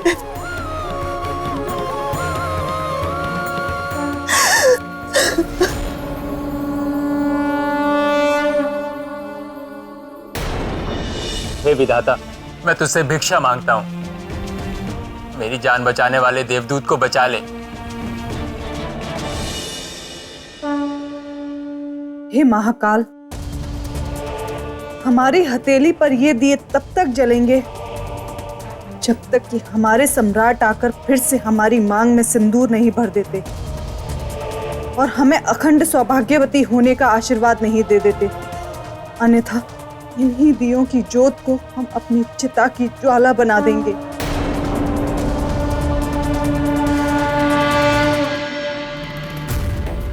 ओम त्र्यंबकं यजामहे सुगंधिं पुष्टिवर्धनम् उर्वारुकमिव बन्धनात् मृत्युर्मुक्षीयमामृतात्। ओम त्र्यंबकं यजामहे सुगंधिं पुष्टिवर्धनम् उर्वारुकमिव बन्धनात् मृत्युर्मुक्षीयमामृतात्। ओम त्र्यंबकं यजामहे सुगंधिं पुष्टिवर्धनम् उर्वारुकमिव बन्धनात् मृत्युर्मुक्षीयमामृतात्। हे महाकाल, ये कैसा है?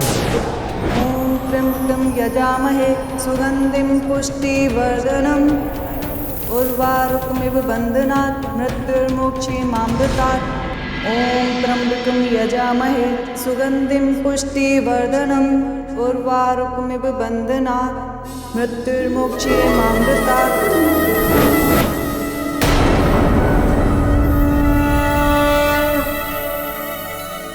महारानी, राहु काल टल चुका है।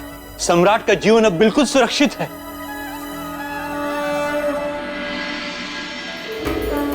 जय हो महाकाल, जय हो।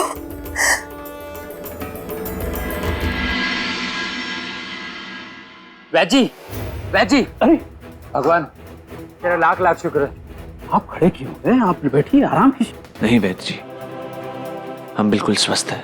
मृत्यु के मुंह से किसी को वापस लौटते देखना मेरे लिए तो पहला अनुभव है।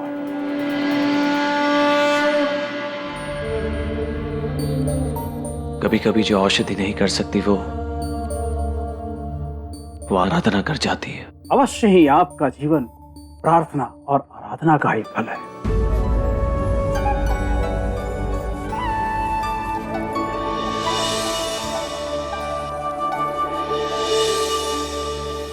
कहना नहीं चाहिए फिर भी कहते हैं। हम आभारी हैं आपके प्रेम के, आपके समर्पण के और आपकी निष्ठा के।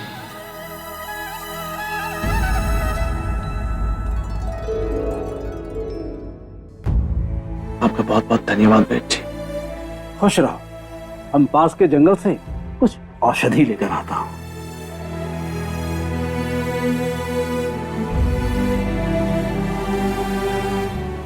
नामदेव,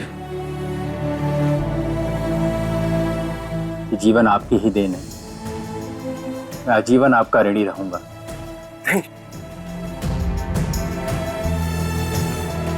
ऋणी तो हम आपके रहेंगे। अपने जीवन की चिंता ना करते हुए आपने हमारे जीवन की रक्षा की।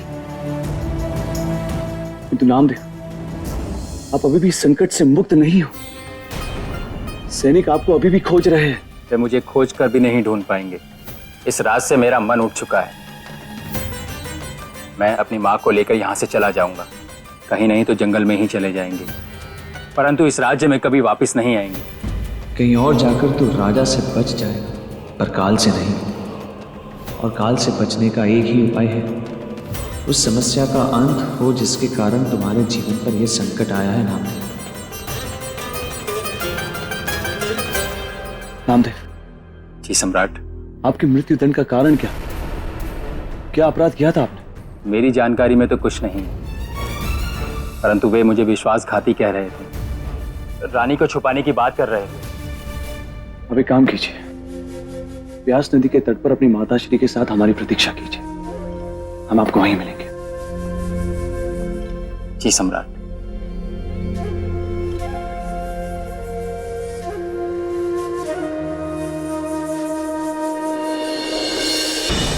श्रीमान बेताल, श्रीमान बेताल, श्रीमान बेताल, क्या हो गया? आप कुछ बोल क्यों नहीं रहे? चलिए राजन, उज्जैनी चलिए।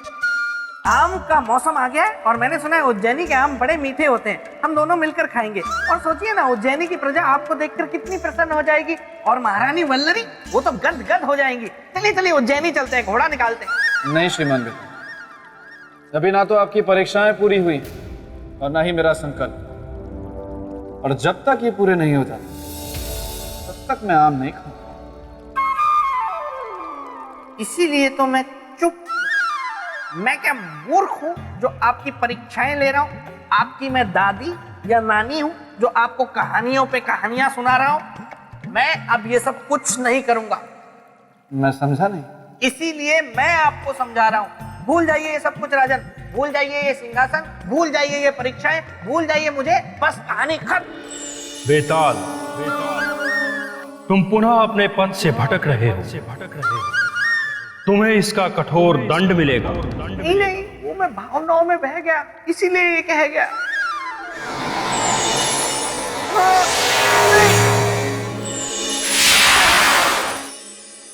श्रीमान बेताल, कहाँ हैं आप? अरे यहाँ हूँ राजा बोस, यहाँ देखिए खेल हो गया है। कहाँ हैं? आपकी आवाज तो सुनाई दे रही है लेकिन आप नहीं दिखाई दे रहे। अरे यहाँ देखिए ना। श्रीमान बेताल, आपने अपना कद छोटा क्यों कर लिया? ये मेरी शक्ति है। मैं अपनी शक्ति से अपना कद कितना भी छोटा कर सकता हूँ और कितना भी विशालकाय। मुझ में बहुत सी ऐसी शक्तियां हैं जिनके बारे में मैंने आपको नहीं बताया राजा बोल। एक एक करके निकालता हूँ। कभी मैं शेर भी बन जाता हूँ, और जब मैं शेर बन जाता हूँ तो फिर आसपास कोई दिखाई नहीं देता। आप ये सब छोड़िए, आप सुनिए आगे क्या हुआ। अवश्य। मैं बड़ी कथा आपको छोटे कद से सुनाऊंगा। कैसे बचकर गया वो घुड़सवार? क्षमा करें महाराज, वो हमारे हाथों से बचकर अवश्य चला गया है, पर काल के हाथों वो नहीं बचेगा। हमने तीरों से पूरी तरह उसे भेद दिया है। राजन, परोपकार की रक्षा के लिए मेरे मित्र विक्रमादित्य अपने प्राणों को भी दांव पर लगा दिया।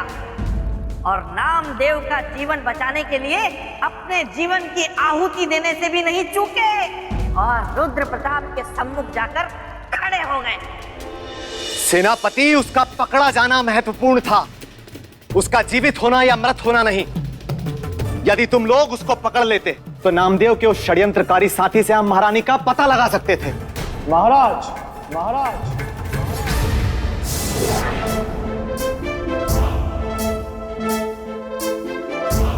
हमने ही महारानी के सुरक्षा कर्मी नामदेव के जीवन की रक्षा की।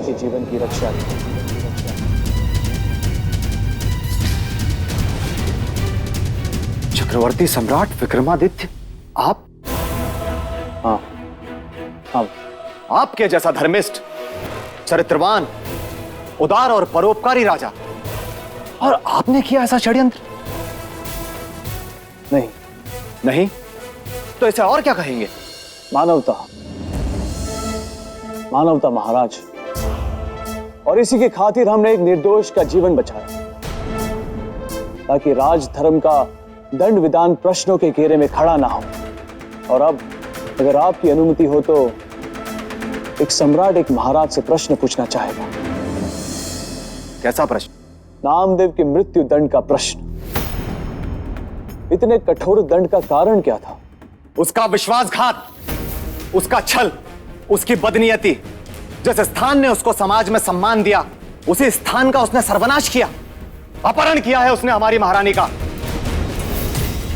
अगवा करके ले गया है वो हमारी अर्धांगिनी को। किंतु महाराज, इस बात को आप इतने विश्वास से कैसे कह सकते हैं कि महारानी का अपहरण नामदेव ने ही किया था? इसका कोई ठोस प्रमाण, कोई साक्ष्य है आपके पास? हाँ है, और ठोस प्रमाण है। क्या है? नामदेव महारानी रागेश्वरी का निजी अंगरक्षक था। कल की ही बात है, महारानी नाग देवता की पूजा करने हेतु नाग मंदिर के लिए जा रही थी। महाराज, आप निराश न हो, हमारी नागदेव की पूजा व्यर्थ नहीं जाएगी। नागदेव की कृपा से हमें संतान सुख अवश्य ही प्राप्त होगा। नागदेव के प्रति आपकी निष्ठा ने अब हमें भी आशाओं से भर दिया है। हमारी संतान बेल बढ़ेगी, हम भी अब निसंतान नहीं रहेंगे। महाराज की जय हो, महारानी की जय हो। नाग मंदिर जाने की पूरी तैयारी हो चुकी है। चाहिए महाराज। और उसके बाद आरती प्रारंभ होते ही जो अनर्थ हुआ, हम आपसे उसका वर्णन भी नहीं कर सकते सम्राट। ऐसा क्या अनर्थ हो गया महाराज? हे नाग देवता, हमारी प्रार्थना स्वीकार कीजिए। हमें मां बनने का गौरव प्रदान कर हमारे व्रत को सफल कीजिए।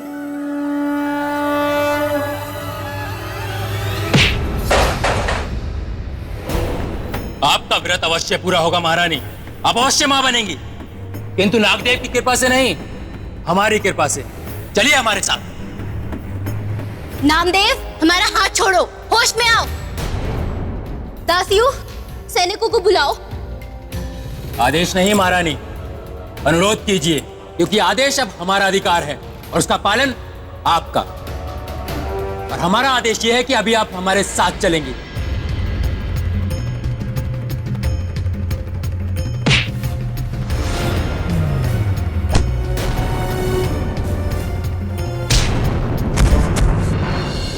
ये हमारे वही विश्वास पात्र सैनिक हैं जिन्होंने कल उस कुटिल को रोकने की कोशिश की थी। ये हमारे वही विश्वास पात्र सैनिक हैं जिन्होंने कल उस कुटिल को रोकने की कोशिश की थी। नामदेव का वैसा भयानक रूप हमने आज तक नहीं देखा सम्राट। और सम्राट, ना जाने उसमें इतनी शक्ति कहां से आ गई। हम लोग मानो उसके सामने चींटी थे। बोलिए, क्या आप भी आपको कोई प्रमाण चाहिए, कोई साक्ष्य चाहिए उसके विरुद्ध? महाराज, कभी कभी रस्सी को देखकर भी सांप का भ्रम हो जाता है। आप कहना क्या चाहते हैं? यही कि नामदेव निर्दोष है। मुझे आपकी इस बात से दुख कम और आश्चर्य अधिक हो रहा है कि आपके जैसा गुणी व्यक्ति ऐसी बात कर रहा है। नामदेव के समर्पण को, उसके कर्तव्य परायणता को आप देख भी नहीं पा रहे। महाराज, इसीलिए आपसे अनुरोध है कि हमारे आने तक नामदेव को दंडित करने का अपना ये निर्णय स्थगित रखिएगा। आशा है कि आप मान रखेंगे हमारी अनुरोध का। ठीक है, हम आपके आने तक प्रतीक्षा करेंगे। धन्यवाद। और महारानी रागेश्वरी के स्वागत की भी तैयारी करके रखेगा।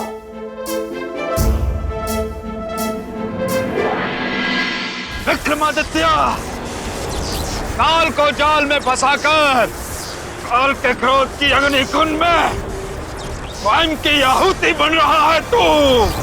इसका अंजाम बहुत बुरा होगा विक्रमादित्य। अपना भला चाहता है तो मुक्त कर मुझे और जाने दे नामदेव के पास। विक्रमादित्य!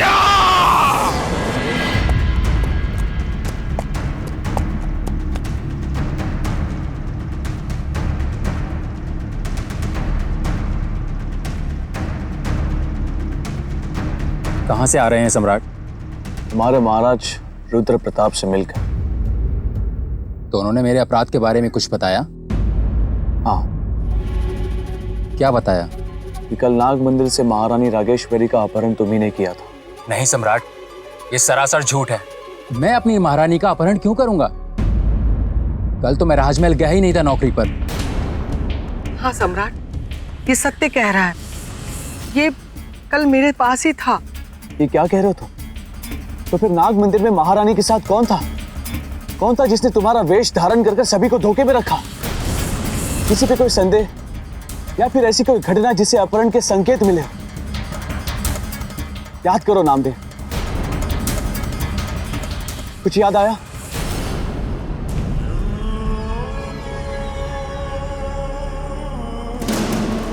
हाँ सम्राट, मुझे कुछ कुछ याद आ रहा है। क्या याद आ रहा है नामदेव? सम्राट, महारानी नागदेव की पूजा करने के बाद जब आरती आरंभ करती थी तो एक सर्प आता था और एकटक उन्हें देखता रहता था।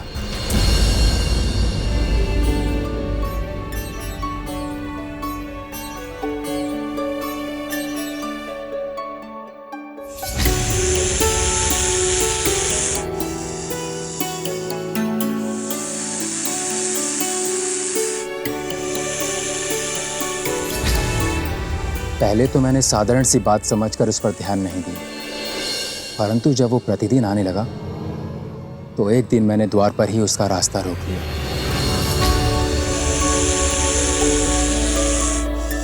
रुको, कौन हो तुम और क्यों आते हो प्रतिदिन यहाँ? युवक, छोड़ मेरा मार्ग और मुझे जाने दे। बिना परिचय जाने नहीं दूंगा। परिचय चाहिए? हाँ, क्योंकि मैं महारानी का निजी अंगरक्षक हूं।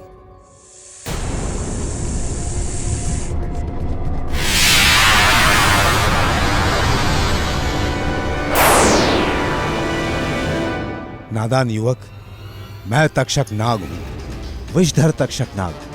अपना हित चाहता है तो हट जा मेरे रास्ते से। क्षमा करना, मेरा कर्तव्य हटना नहीं, काम पर डटे रहना है। हर उस बाधा को रोकना जो महारानी की नाग देवता की पूजा में विघ्न उपस्थित हो। इसलिए मैं तुम्हें जाने नहीं दूंगा। तेरा ये दुस्साहस कि तू तक्षक को रोके? यदि मैं चाहूं तो तुम्हें अभी यहीं अपने विष से जलाकर भस्म कर सकता हूं, लेकिन यहां इस स्थान पर ऐसा करना नाग देवता का अपमान होगा। इसलिए ऐसा नहीं करूंगा, किंतु तुम्हें दंड अवश्य दूंगा, और ऐसा दंड दूंगा कि भविष्य में संसार तक्षक का मार्ग रोकने की मात्र कल्पना भर से भी कांपेगा। मात्र कल्पना भर से।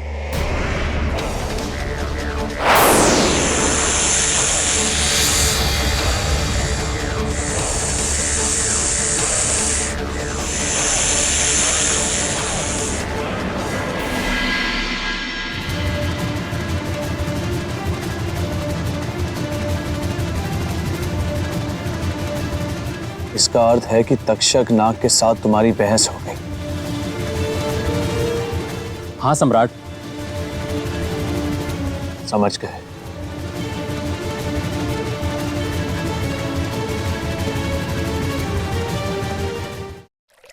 इतना छोटा कर दिया।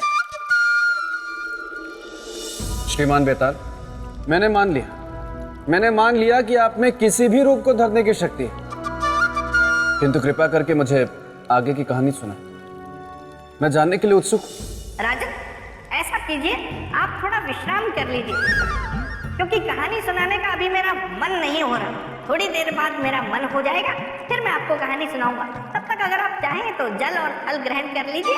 लेकिन श्रीमान बेताल, मैं भूखा और प्यासा नहीं हूं, पर मैं कथा सुनना चाहता हूँ। देखिए, मैं बेमन से सुना तो दूंगा, पर फिर कुछ भूल गया तो, इसलिए बाद में सुनाता हूँ ना, जाइए ना। अच्छी बात।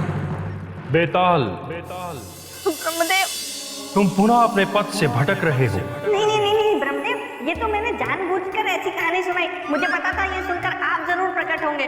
कृपया मुझे इससे मुक्त कर दीजिए। ठीक है, किंतु स्मरण रहे, यदि तुम पुनः अपने पथ से भटके तो तुम्हें कठोर दंड मिलेगा। हाँ, मैं नहीं भटकूंगा।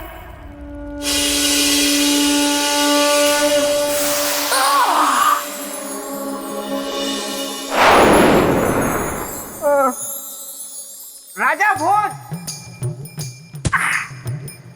श्रीमान बेताल, आपको आपके वास्तविक रूप में देखकर मुझे अत्यंत प्रसन्नता हो रही है। धन्यवाद राजन। आइए राजन, मैं अब आपको आगे की कथा सुनाता हूँ। अवश्य। राजन, तक्षक बड़ा ही मायावी नाग था। उसने राजा परीक्षित को भी फूलों के हार में छिपकर डसा था। उसके बाद वो मन ही मन हंसा था, और तो और कलयुग के आने का कारण भी वही बना। तब तो ये कार्य बहुत चुनौतीपूर्ण रहा होगा। हाँ, और चुनौती का दूसरा नाम थे मेरे मित्र विक्रमादित्य। हे नागदेव, हम संसार वासियों के लिए आप हमेशा से भगवान रहे, हमारे पूजनीय। परंतु आज तक्षक के कारण सदियों से हो रही आपकी भक्ति और आस्था टूटने के कगार पर है। ऐसा क्या किया उसने सम्राट? कौन सा कुकर्म किया? कौन सा अधर्म? उसने पृथ्वी लोक से महारानी रागेश्वरी का पूजा स्थल से अपहरण किया है। अपने इस घिनौने कुकर्म से आपके देवत्व और नागकुल को कलंकित किया है उसने। आपके भक्तों के हृदय में कटुता और शत्रुता का विष भर दिया। इसलिए हे नागदेव, हमारी आपसे विनती है, उसके लोक जाने का मार्ग बताए हमें।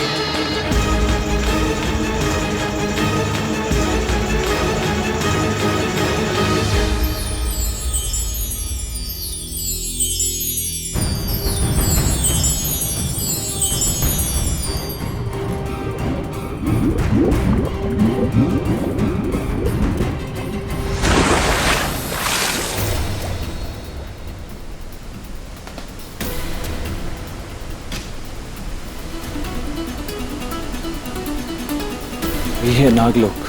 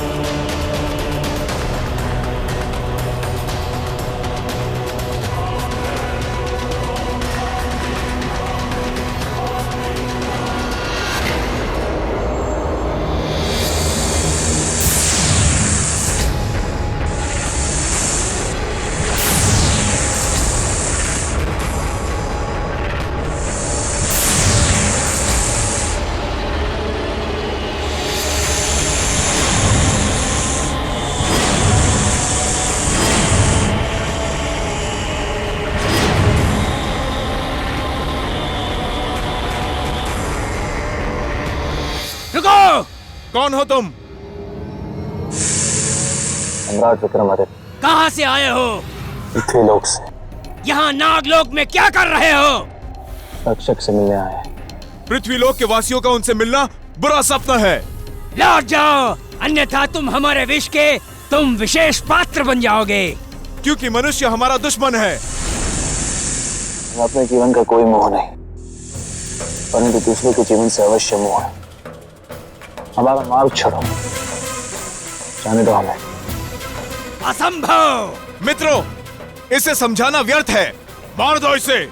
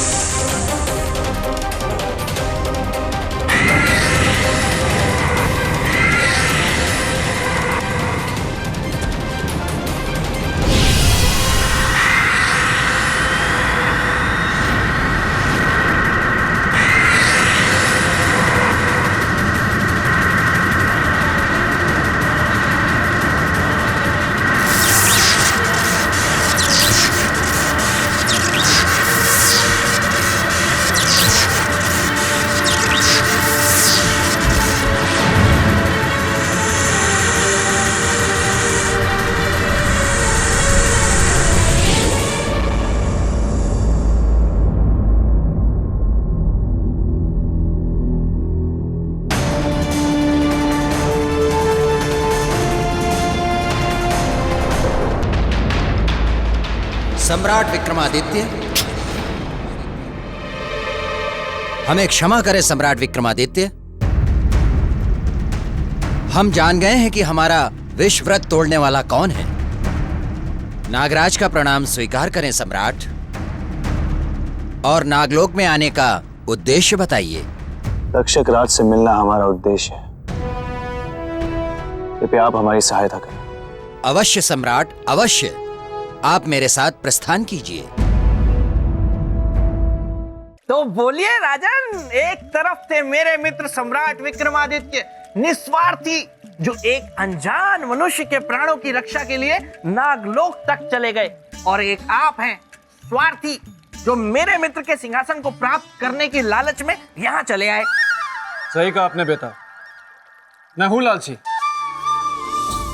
यदि अपनी प्रजा के हित के बारे में सोचना लालच है तो मैं हूं लालची। यदि अपनी प्रजा को चक्रवर्ती सम्राट विक्रमादित्य की प्रजा के समान न्याय, सुख, शांति और आर्थिक समृद्धि देना लालच है तो मैं हूं लालची। राजन, पहले तो आप झरने का पानी पी के ठंडे हो जाइए, और दूसरी बात, आप मुझे अपनी लच्छेदार बातों से फुसला नहीं सकते। मैं आपको कभी इस सिंहासन पर बैठने नहीं दूंगा। फिलहाल आप आगे की कथा सुनिए।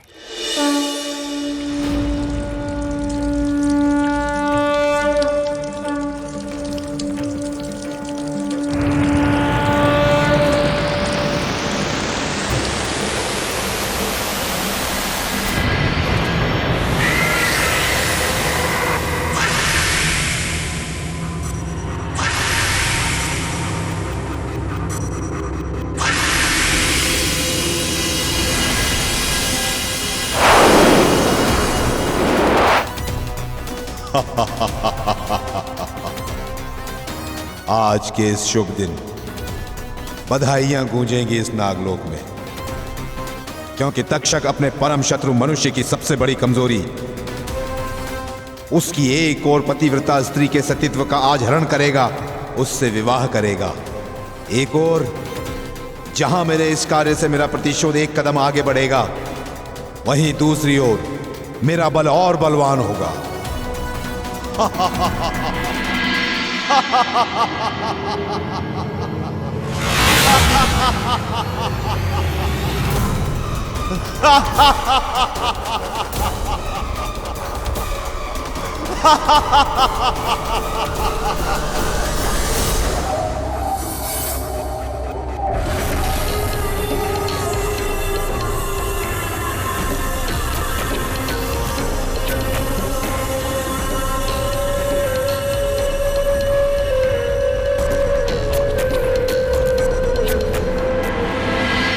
तक्षक तक्षक तक्षक।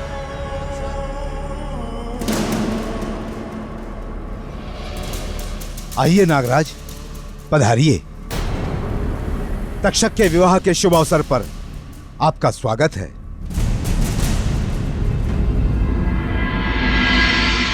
स्वागत सत्कार तो बाद में होता रहेगा तक्षक।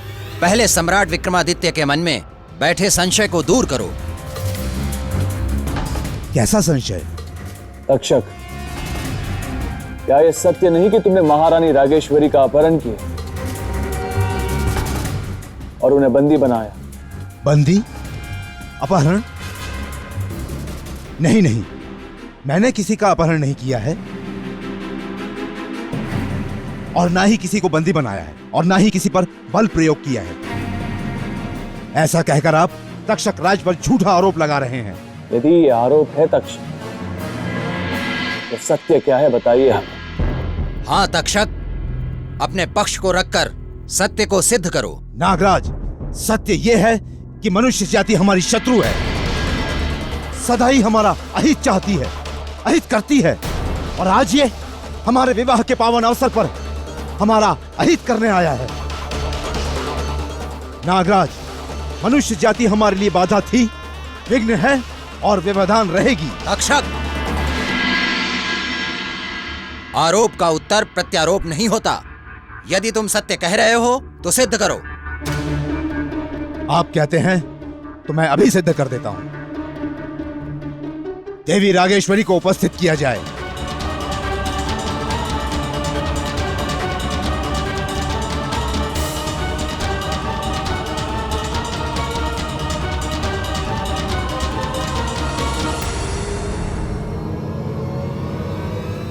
सम्राट, भाग्य मनाओ कि तुम नागराज के साथ हो,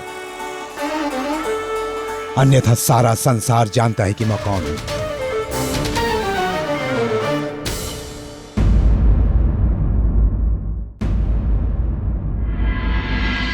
आपने बुलाया स्वामी?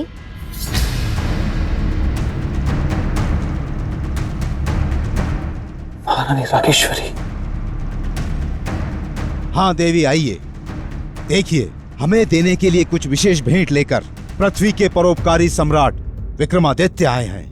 कैसी भेंट? हमारे विवाह की भेंट? हाँ,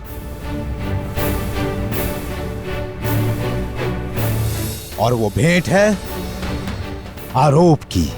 इनका कहना है कि हमने आपका अपहरण किया है और आपसे आपकी इच्छा के विरुद्ध विवाह कर रहे हैं। नहीं सम्राट, ये गलत है। हम स्वयं की इच्छा से इनसे विवाह कर रहे हैं।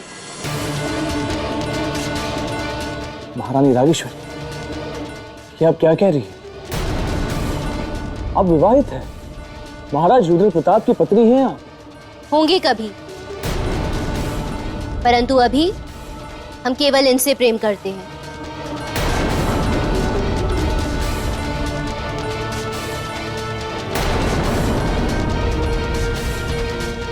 हम नहीं विश्वास करते आप जो कह रही है उसमें। आप जो कुछ भी कह रही वो इस तक्षक के भय से कह रही है। प्रेम में भय कहाँ सम्राट? प्रेम तो निर्भय है, निर्भीक है। नहीं मान सकते आप, ये सत्य नहीं है देवी। बस सम्राट, बस।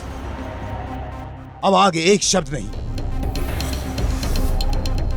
आपने जो प्रसंग छेड़ा था उस प्रसंग का सुखद अंत हो गया है।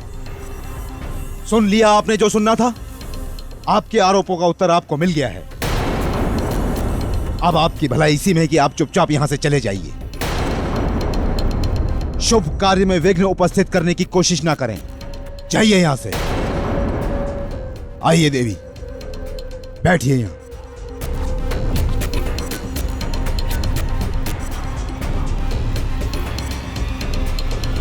और सम्राट विक्रमादित्य, हमारे हृदय की विशालता को देखिए। आपने हम पर आरोप लगाए, पर हम आपको आमंत्रण दे रहे हैं अपने विवाह में साक्षी होने का। विवाह संपन्न होने पर ही जाइएगा। पुरोहित जी, शुरू कीजिए।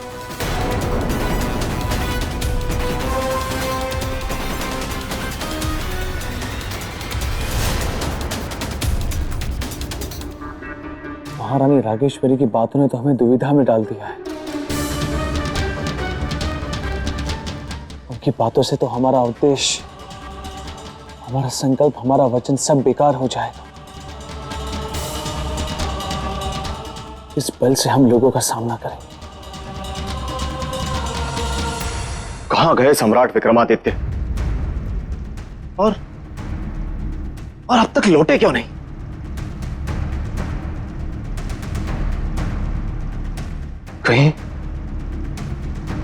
कहीं उन्होंने हमें धोखा तो नहीं दे दिया? महारानी रागेश्वरी चाहे कुछ भी कहे, परंतु हमारी आत्मा यह कहती है कि असली अपराधी तक्षक ही है, और नामदेव के जीवन को बचाने के लिए हमें किसी भी कीमत पर तक्षक को पृथ्वी लोक ले जाना होगा। पुत्र, अब छोड़ दे सम्राट के आने की आस और चल, इससे पहले कि रुद्र प्रताप के सैनिक फिर से तुझे पकड़ने आ जाए, हम लोग कहीं और चले जाते हैं। पुत्र, पुत्र।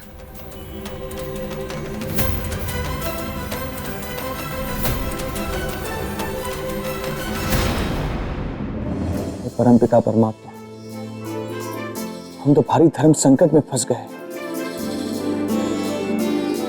एक तरफ कालदेव बंधे हुए और दूसरी तरफ महारानी रागेश्वरी तक्षक के छल की शिकार हुई। नर्थ ना हो जाए, इसलिए तब तक कालदेव को मुक्त नहीं कर सकते जब तक इस समस्या का हल ना हो जाए। विक्रमादित्य, मुक्त कर मुझे, अन्यथा तू नहीं जानता जिस परोपकार को तू अपने आत्मिक सुख और संतोष का कारण समझ रहा है, वही तेरे लिए कष्टकारक बन जाएगा। तो मुक्त कर मुझे विक्रमादित्य।